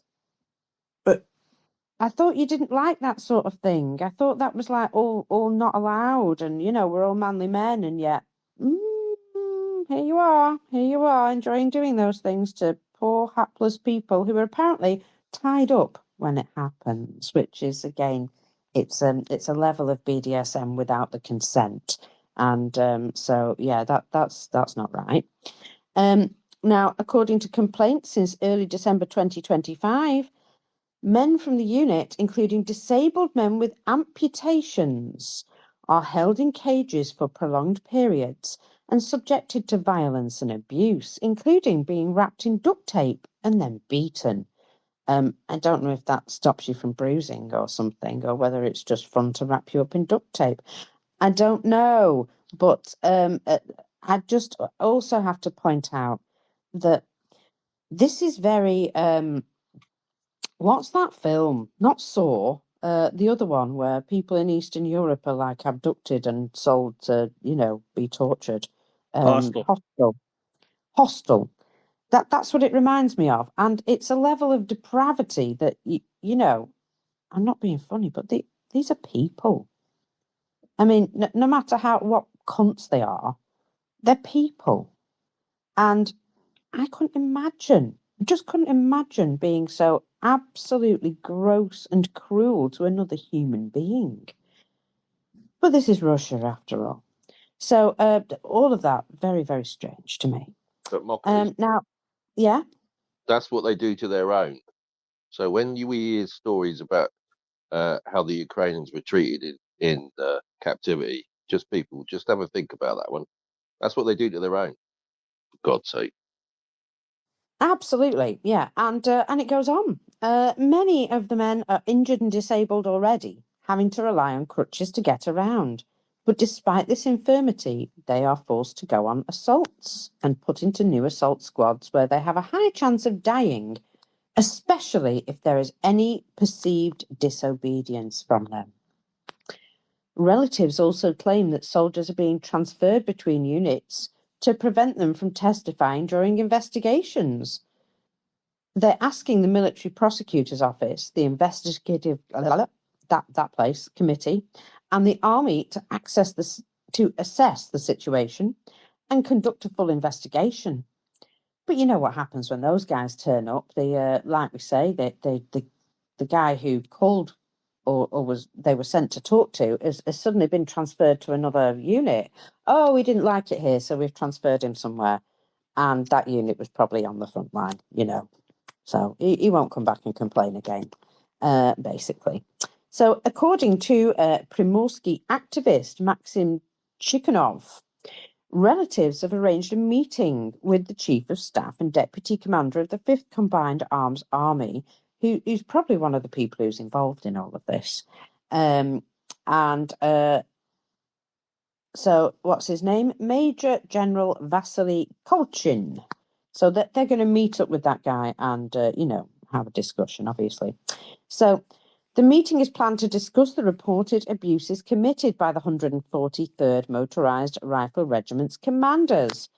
It will reportedly determine whether further information about possible violations will then be made public. Oh, my goodness gracious me, I don't even want to know at that point. It's bad enough, isn't it? It really is bad enough. That's just heckin' awful. Like you say, that's what they do to their own. It's just... Ugh. So I think we can now cleanse our palate with a Russian railways threat. But first... Just before you do that, yeah? Mockers, can you see Monica? Monica, did you put your hand up? It keeps flashing for me. If you are, just start talking. I see I'm it. here. Yeah, I don't want to interrupt Mocker's momentum, but I just want to say that some aspects of this story are like particularly creepy, but some are kind of standard operating procedure. And one of them is that your commanding officer is going to extract every fucking ruble you've got, even if it's like 26 rubles that you've got left. He's going to take it all. They ask these guys to give up their ATM cards when they show up and their passwords. And they contact their families to extract money out of them. And they basically keep them alive as long as they still have money left to extract from them. And once the money's been all extracted, then they're sent to the storm units. And it doesn't matter if they're on a fucking wheelchair or on crutches, that they're going to be sent off to die after they're no longer financially useful to their commanding officers. But it sounds like this commanding officer is particularly special, and he enjoys actually causing pain in addition to extracting money from his men. He seems like a lovely bloke. But I guess the only thing these guys have going for them is that Primorsky Krai is really fucking far from the front. But I'm sure that if once they run out of money, they'll be stuck on a train to the SMO. No, absolutely, yeah. Or some similar horrendous fate. They might just take them out back and shoot them because it costs money to send them all the way. A bullet doesn't cost that much. And let's face it, they're going to be useless by the time they get there anyway. So yeah, that's just amazingly amazing for me. Now, I'd just like to point this out, along with the rail loading thread, that moving stuff around, logistics, it's the lifeblood. It's what makes the heartbeat. It's the blood in the veins. And that coupled with the money that it generates. However, China, they agreed to purchase a whole load of electricity from Russia, and they've just decided not to. In fact, they've broken a contract, it would appear. So they had massive electricity purchases that they were going to make from Russia, but then Russia upped their prices, and China went, we don't really need it that much after all. And they just broke the contract because Russia broke it first by upping the price. So they suspended electricity imports from Russia due to the high prices. So they basically just stopped buying any electricity from them on January the 1st because they said export prices exceeded domestic prices, and therefore there was no reason to continue to purchase electricity from Russia because it was completely unprofitable for Beijing.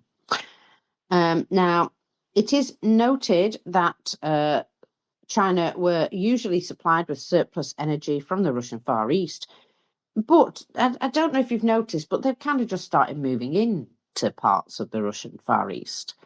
So perhaps, they don't really care, and at some point they'll just take the electricity, the energy for themselves for free, because they'll have taken over the company that does that stuff.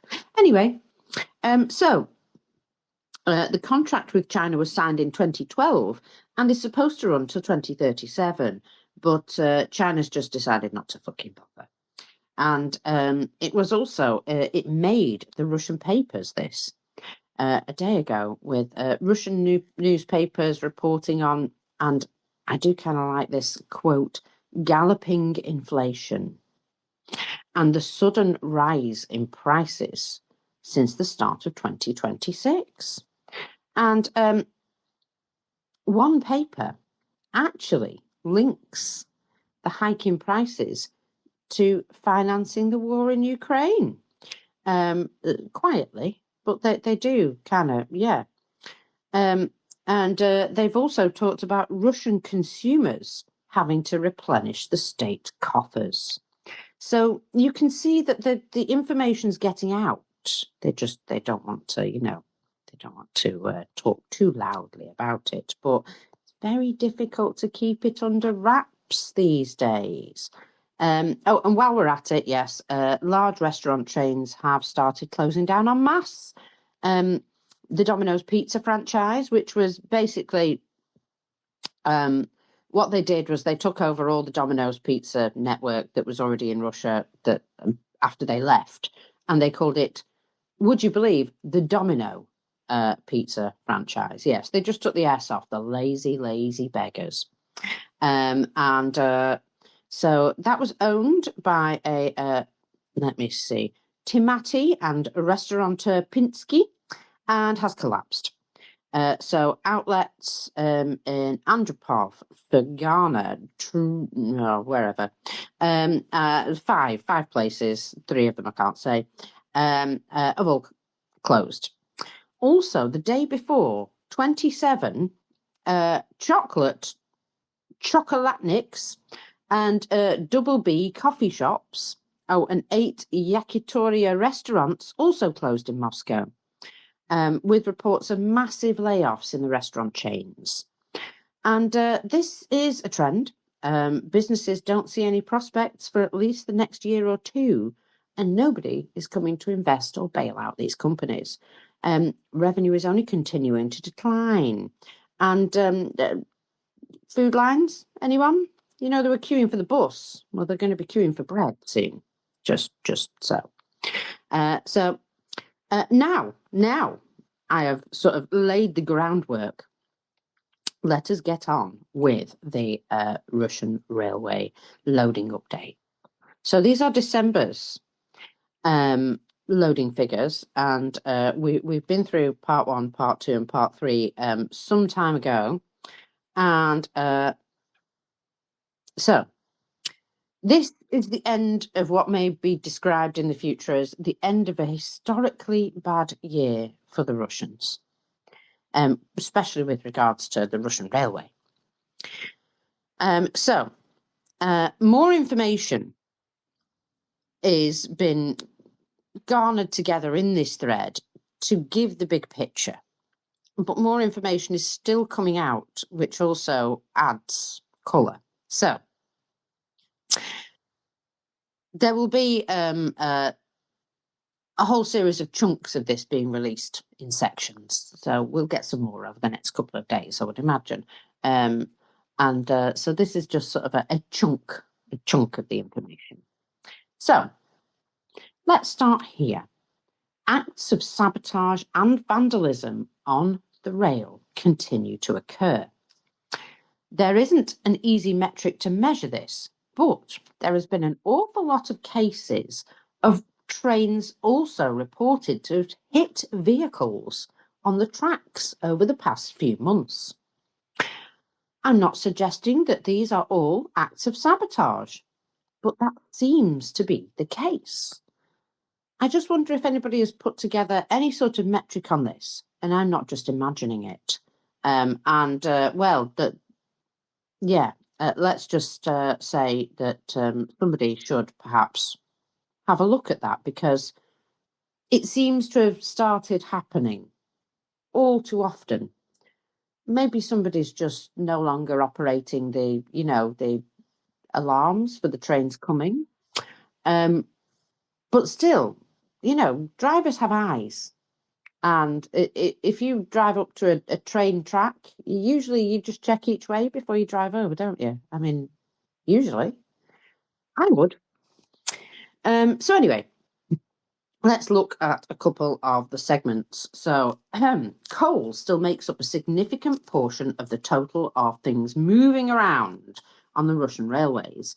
And so Russian railway and coal is still very heavily connected. And this is another reason why coal power isn't good, because guess what? Russia has a load of coal that they're selling to the world. And, we could not use it anymore. That would be nice. So, oh dear, coal loading has dropped. Yes, indeed, coal loading has dropped. What a shame for them.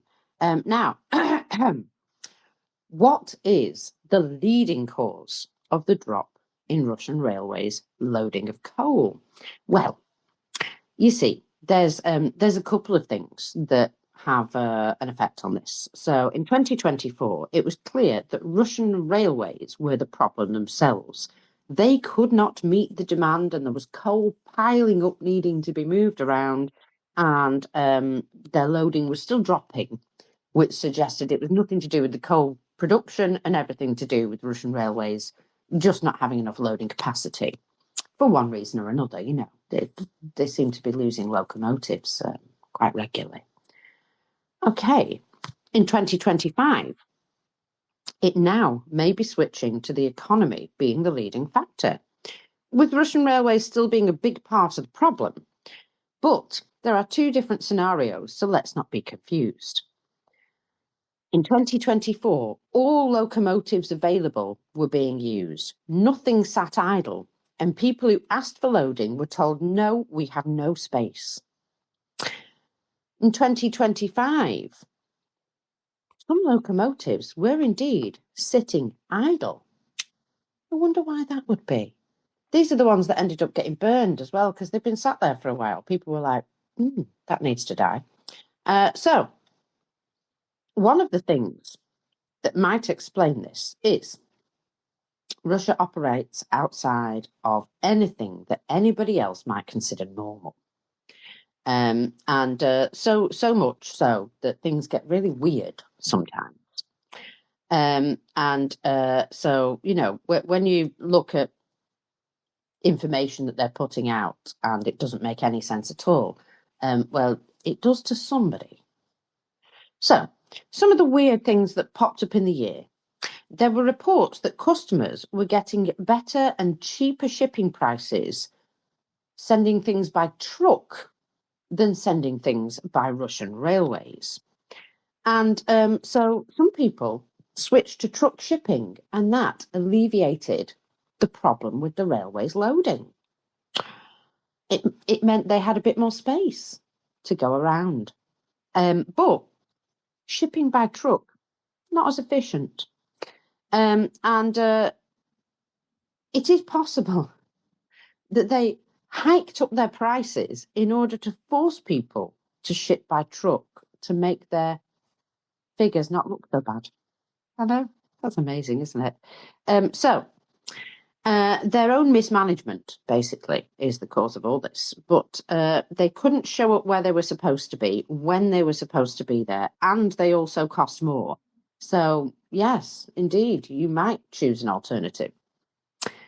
But in that case, the problem is still Russian railways, isn't it? It's not that they made things better. But it's clear that the rest of the economy is going down the hill in a fucking handbasket to hell anyway. And there have been many, many warnings of this. There is no sign that Russian railways are fixing any of their problems. Their ability to provide more loading for a short period was probably just due to the fact that people switched to trucks. And their ability to continue to provide loading in the future is shrinking and still doing. And even if the demand drops, it would appear their ability is still shrinking faster than the drop in demand. And that means things have got so much worse.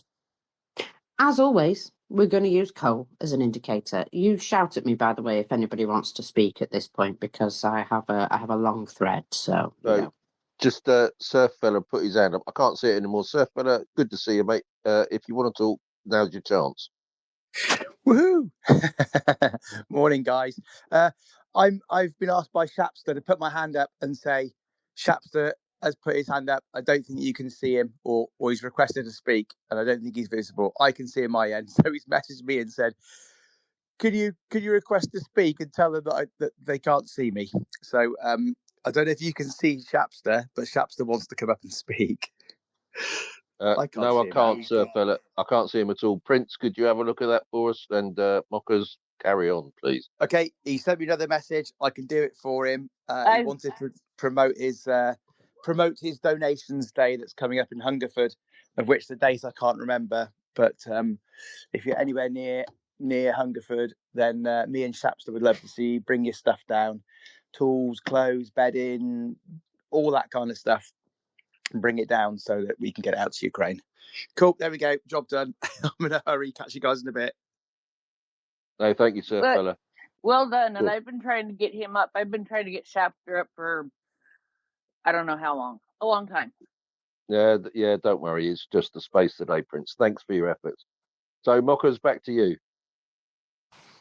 No worries. I know what this place is like. And yeah, if anybody is in the area of Hungerford, if you go check out Shapster's profile, and you'll be able to find all the details there, because he will have it up on his profile, probably as his pinned tweet.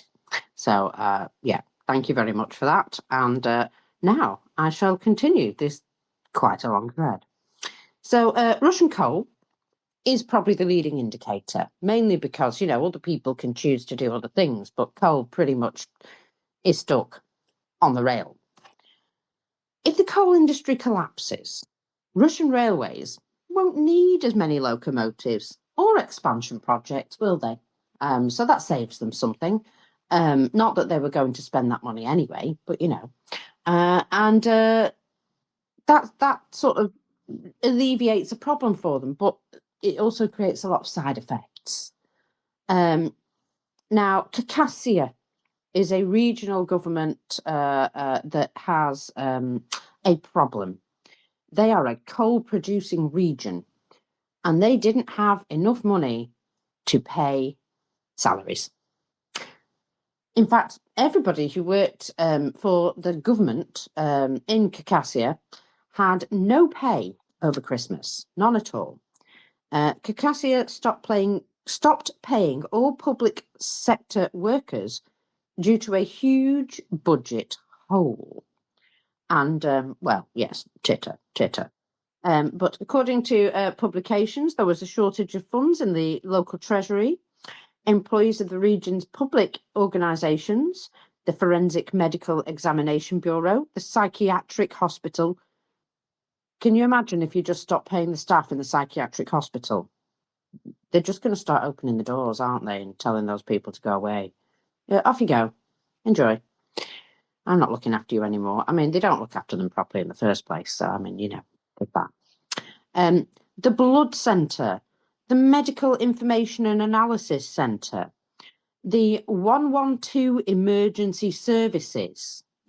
Those people that come bring you an ambulance when you, the Philharmonic Society, and a college in Abakan were all left without any money at all.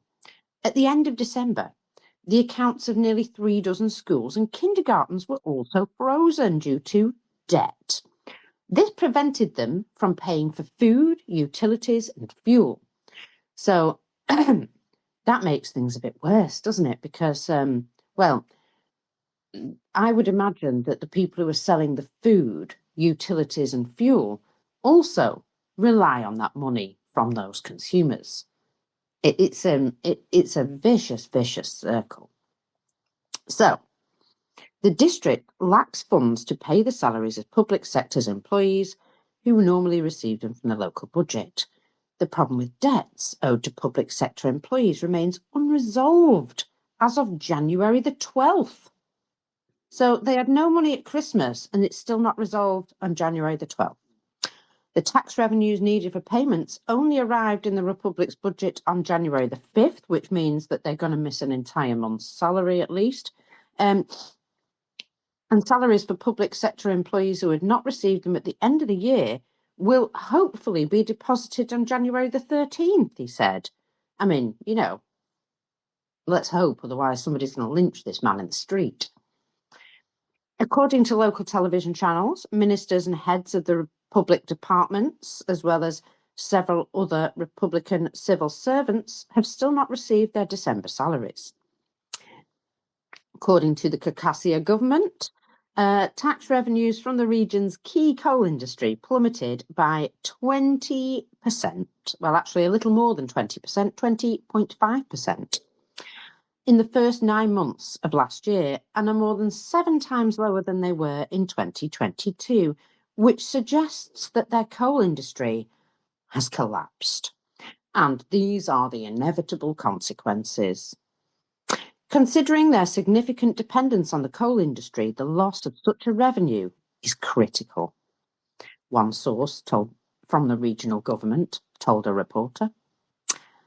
According to his data, since the beginning of the year, the Republic's coal mining companies have suffered a net loss of 5.1 billion rubles.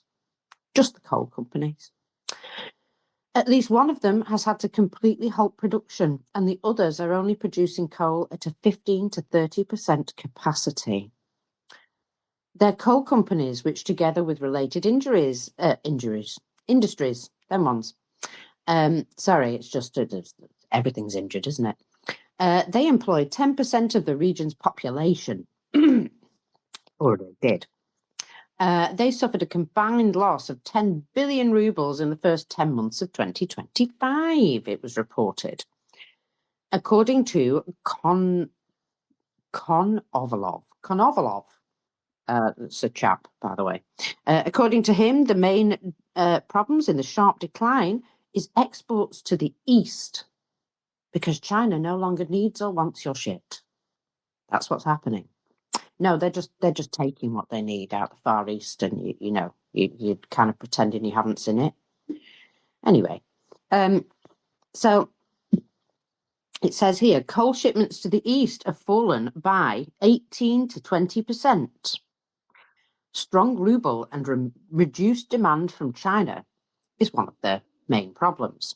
According to Caucasia authorities, the regional treasury deficit was nearly 4.8 billion rubles, or 8.3% of their revenue, which, there's a massive budget gap. And guess what? Guess what, folks? Yes, that's right. It will get worse. Tasty, tasty stuff. And that is just one tiny segment of this situation. So I haven't finished yet. Then there were reports of wage arrears in Kuzbaz. Remember that place? That's also a coal-producing area. That's right. Let's have a quick look at their regional problems. Kuzbaz, healthcare workers, which has apparently the largest budget gap amongst the regions for healthcare amid the growing coal industry crisis. Well, healthcares are now complaining about massive wage arrears and wage cuts. Kuzbaz, Kemerovo, by the way. So they said their new year was red with non-payment. Oh dear. So that's two regions there, not getting paid. Yes. There's also been a lot of reports in Russian news surrounding multiple deaths of infants at the Novokuznetsky Maternity Hospital, and subsequent reports that there has been significant problems in this particular hospital for some time. And I'm assuming that's probably because the hospital's not been given any money to update or maybe even pay for staff or anything. Do you know where that's located? It's the Kuzbaz region. Yes, that's right. In fact, mortality in babies is going up faster than the birth rate. Yes, almost. So it says a suspiciously large number of newborn babies died in succession at Novokuznetsk. So basically, they're saying instead of the birth rate increasing, we have a high rate of mortality in new babies. Don't know exactly what's going on, but the media have reported upon it, so it must be bad. In related news, Russian hospitals aren't great to begin with. I mean, in Vladivostok, pneumonia patients froze to death in a regional children's hospital. Yeah. And this is not a temporary situation, apparently. The dilapidated medical facility is so bad that people have frozen to death there previously. There is hardly ever any access to hot water. The conditions in a relatively large population centre are particularly dire in the children's hospital. That's nice to know, isn't it? Especially when they want people to increase the birth rate. And isn't it the year of the family? Apparently. These situations do not occur overnight, however, do they? They are the result of years of neglect. So when Russia has to cut the budget, and that is already, the state of the hospital, can you imagine how much worse it's going to get? They say the Russian economy is resilient, but they forget to point out things like they haven't made any investment into their hospitals since Brezhnev. Keep in mind, there's a direct correlation. Russia literally spending money to bomb Ukrainian children's hospitals instead of fixing their own. And it's a bit like, we don't have anything nice and we're not prepared to do anything about it, but you can't have anything nice either, especially not better than us. I mean, look, nobody really wants to cheer on Russian children freezing to death. But even if Russia was given a big pile of money to sort this problem out, you know what they do, don't you? They'd invest it in weapons and bomb Ukrainian hospitals with it. So, there's no point. There's no point because they're not caring or going to look after their own people. Anyway, I digress. They aren't getting better since the war, are they? None of these places are getting better. They're not investing any money at all. And if anything, over the last 4 years, things have got exponentially worse. So when Prune says it's going to get worse, it absolutely is.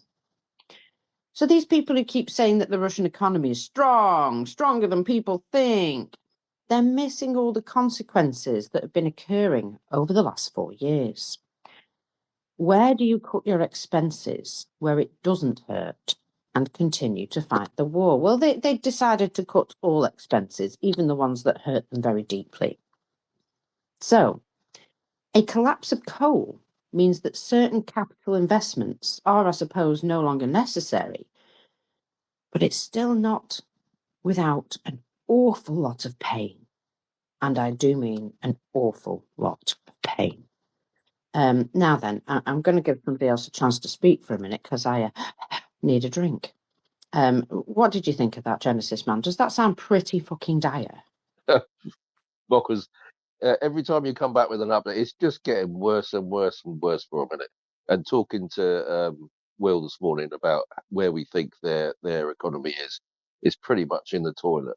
So I'm pretty happy with that. So people, just hold on a second. I'm just going to go to another page. So going back to Sir Feller and Shapster, the collection for Ukraine, for aid for Ukraine, will be on Tuesday, the 17th of February 2006, between 9 a.m. and 2 p.m.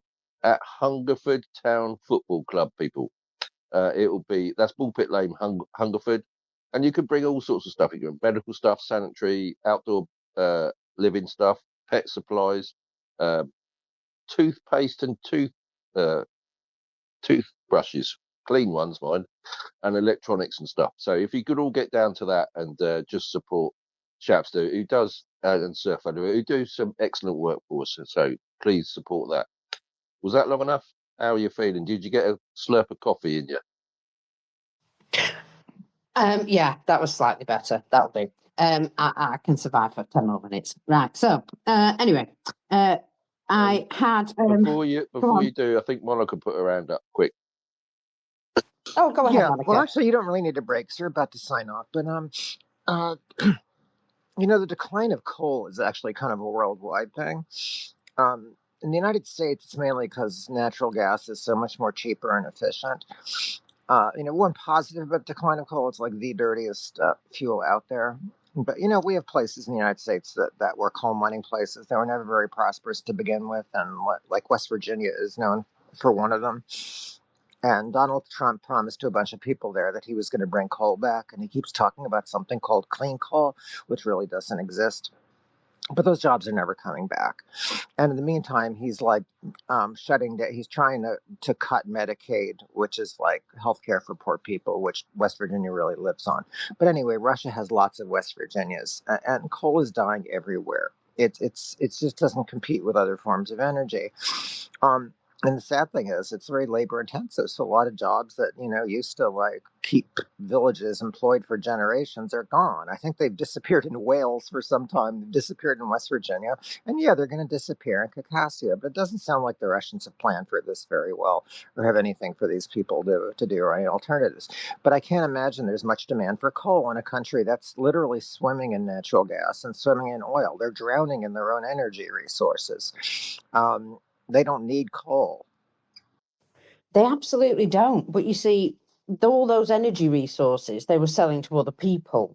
So, one of the things they weren't doing was putting gas into people's homes and things like that. So there's that. I'm sure they'll manage. So, anyway, meow. Yes, indeed. I'll do you a little oil products update as well because that's not going well either. They postponed the release of these particular figures for oil and oil products by a day, and I'm only assuming that's so that they could try and soften the blow. I don't know, or something. But the Russian Ministry of Finance did finally release the report, and it said that their expected volume of additional oil and gas revenues of the federal budget forecast in January 2026 is actually minus 231.9 billion rubles. And that's just what they're admitting to. It's just what they're admitting to. So they're sending not just less rubles, but also less volume. And that is something that is worth noting, that it's not just that it's got cheaper, it's that they're actually sending less through the rail as well. It's not just the drop in volume that hurts Russia, but the huge discounts they're also giving. And they're still propping up the ruble. There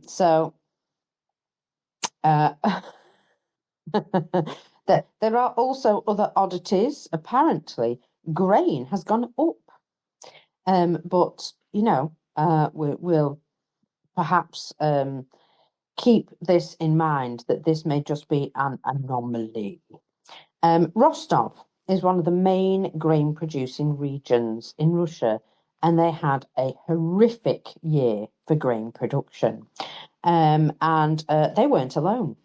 But somehow the Ministry of Agriculture has assured everyone that total grain production was actually up. And so it doesn't seem to all add up together. And so perhaps we'll just check in with the Russian farmer. What did he say? He explained what's happening in the agricultural market. Well, he says, when the rates went up last year, we certainly lost it. He swears a lot. And then the price of wheat fell, and we effing lost it for the second time. And then these scum tractor plants raised prices both ways, and we effing lost it even more. And we're still in this state. Only the rapeseed saves us. There was a good price for it this year. At the end of the year, it was good for sunflower seeds. But this year, they effed us again on that. Don't F around. Don't hold on to your harvest. You should have sold it right away. What we're doing is holding on to it, and it sucks dick right now. Basically, people aren't selling their product because they're not going to make any money.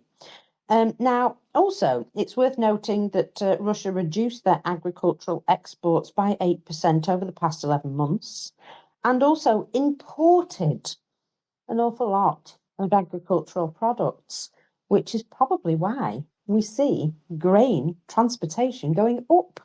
It's not that they're sending it out, it's that they're bringing it in because, well, of their horrific harvests.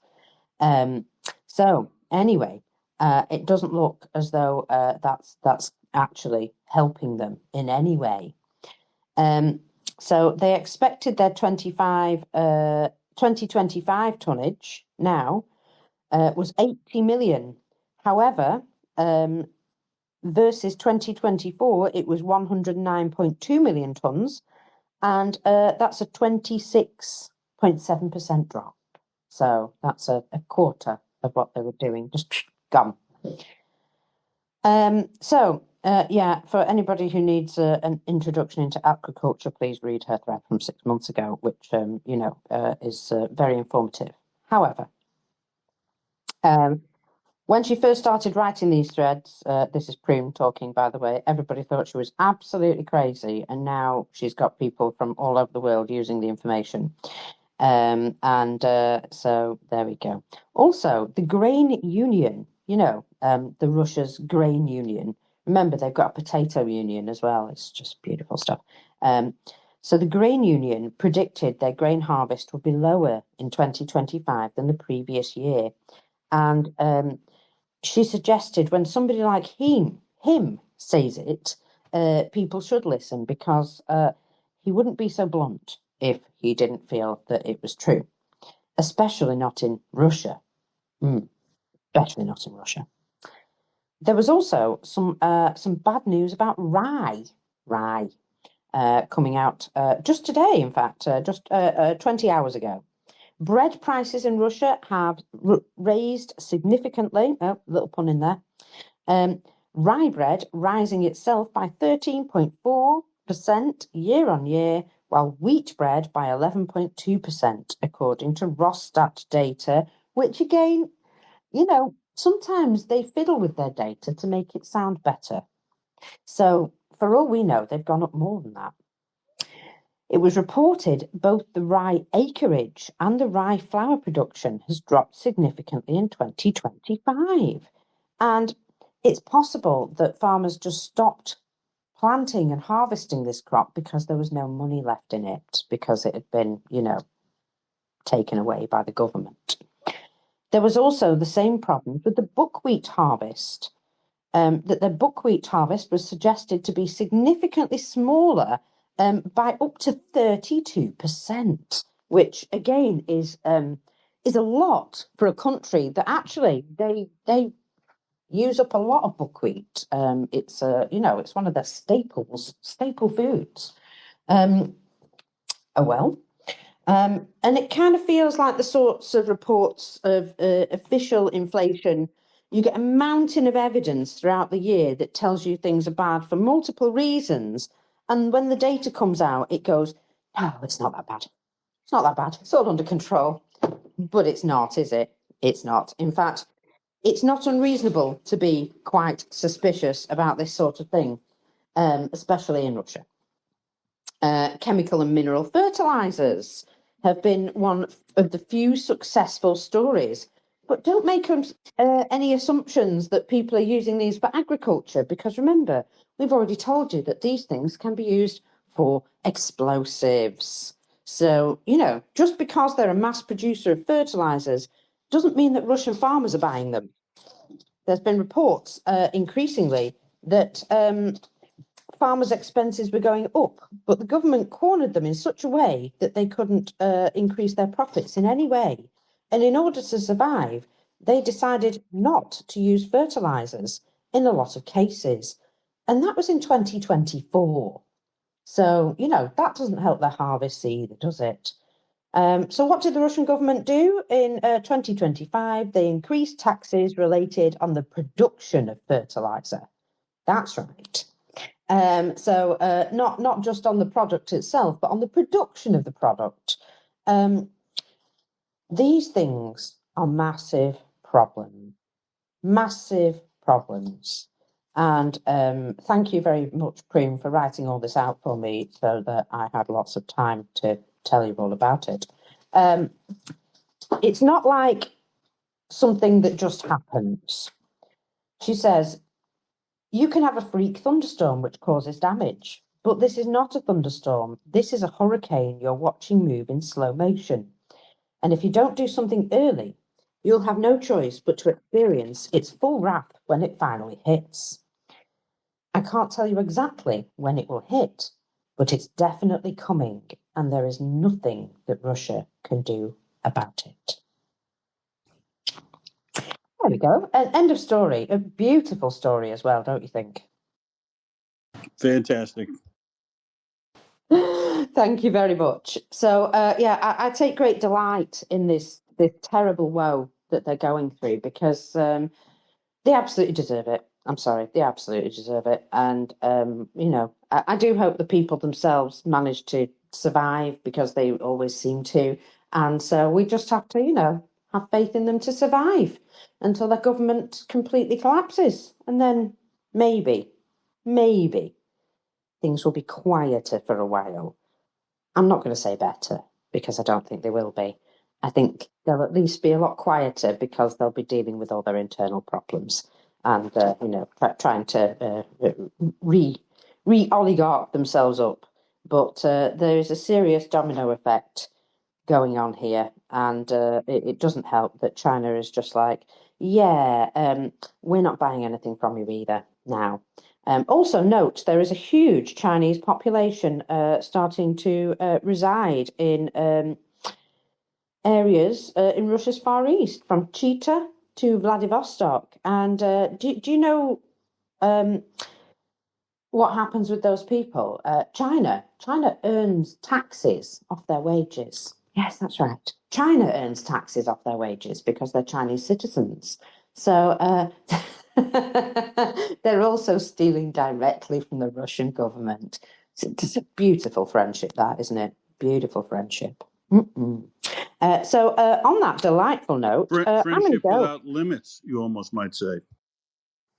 Well, yeah, without limits on what China can do to fuck Russia in the rear. Yeah, that's what that's what China meant. Like, remember they signed that peace agreement that said that they were based on friendship without limits.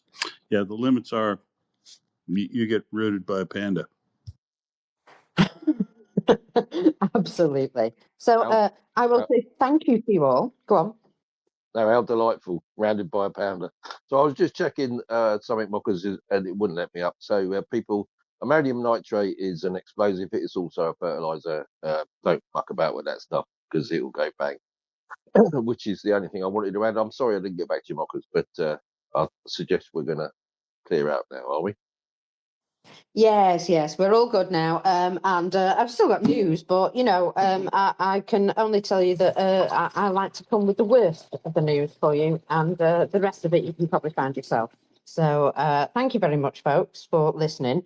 I do love you, and I mean it, but I'm going to go and get on with the rest of my day now, and probably have another 16 coffees, because, it's necessary. So, yeah, what's that word? It's Slava Ukraini. Slava. Slava. Slava Nazi. Smith Wilhelm. Smith Bilham. And I'm just going to poke Prince and just make sure that she's still awake. I'm here. I'm here. And with Oh, that, there we I'm go. going Lovely. to say, yeah, hippopotamus. We'll see you tomorrow.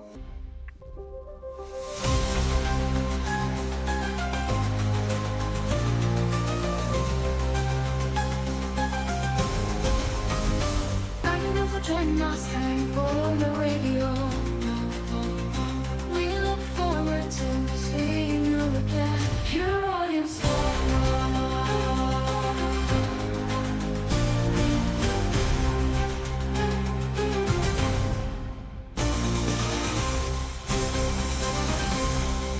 Your audience.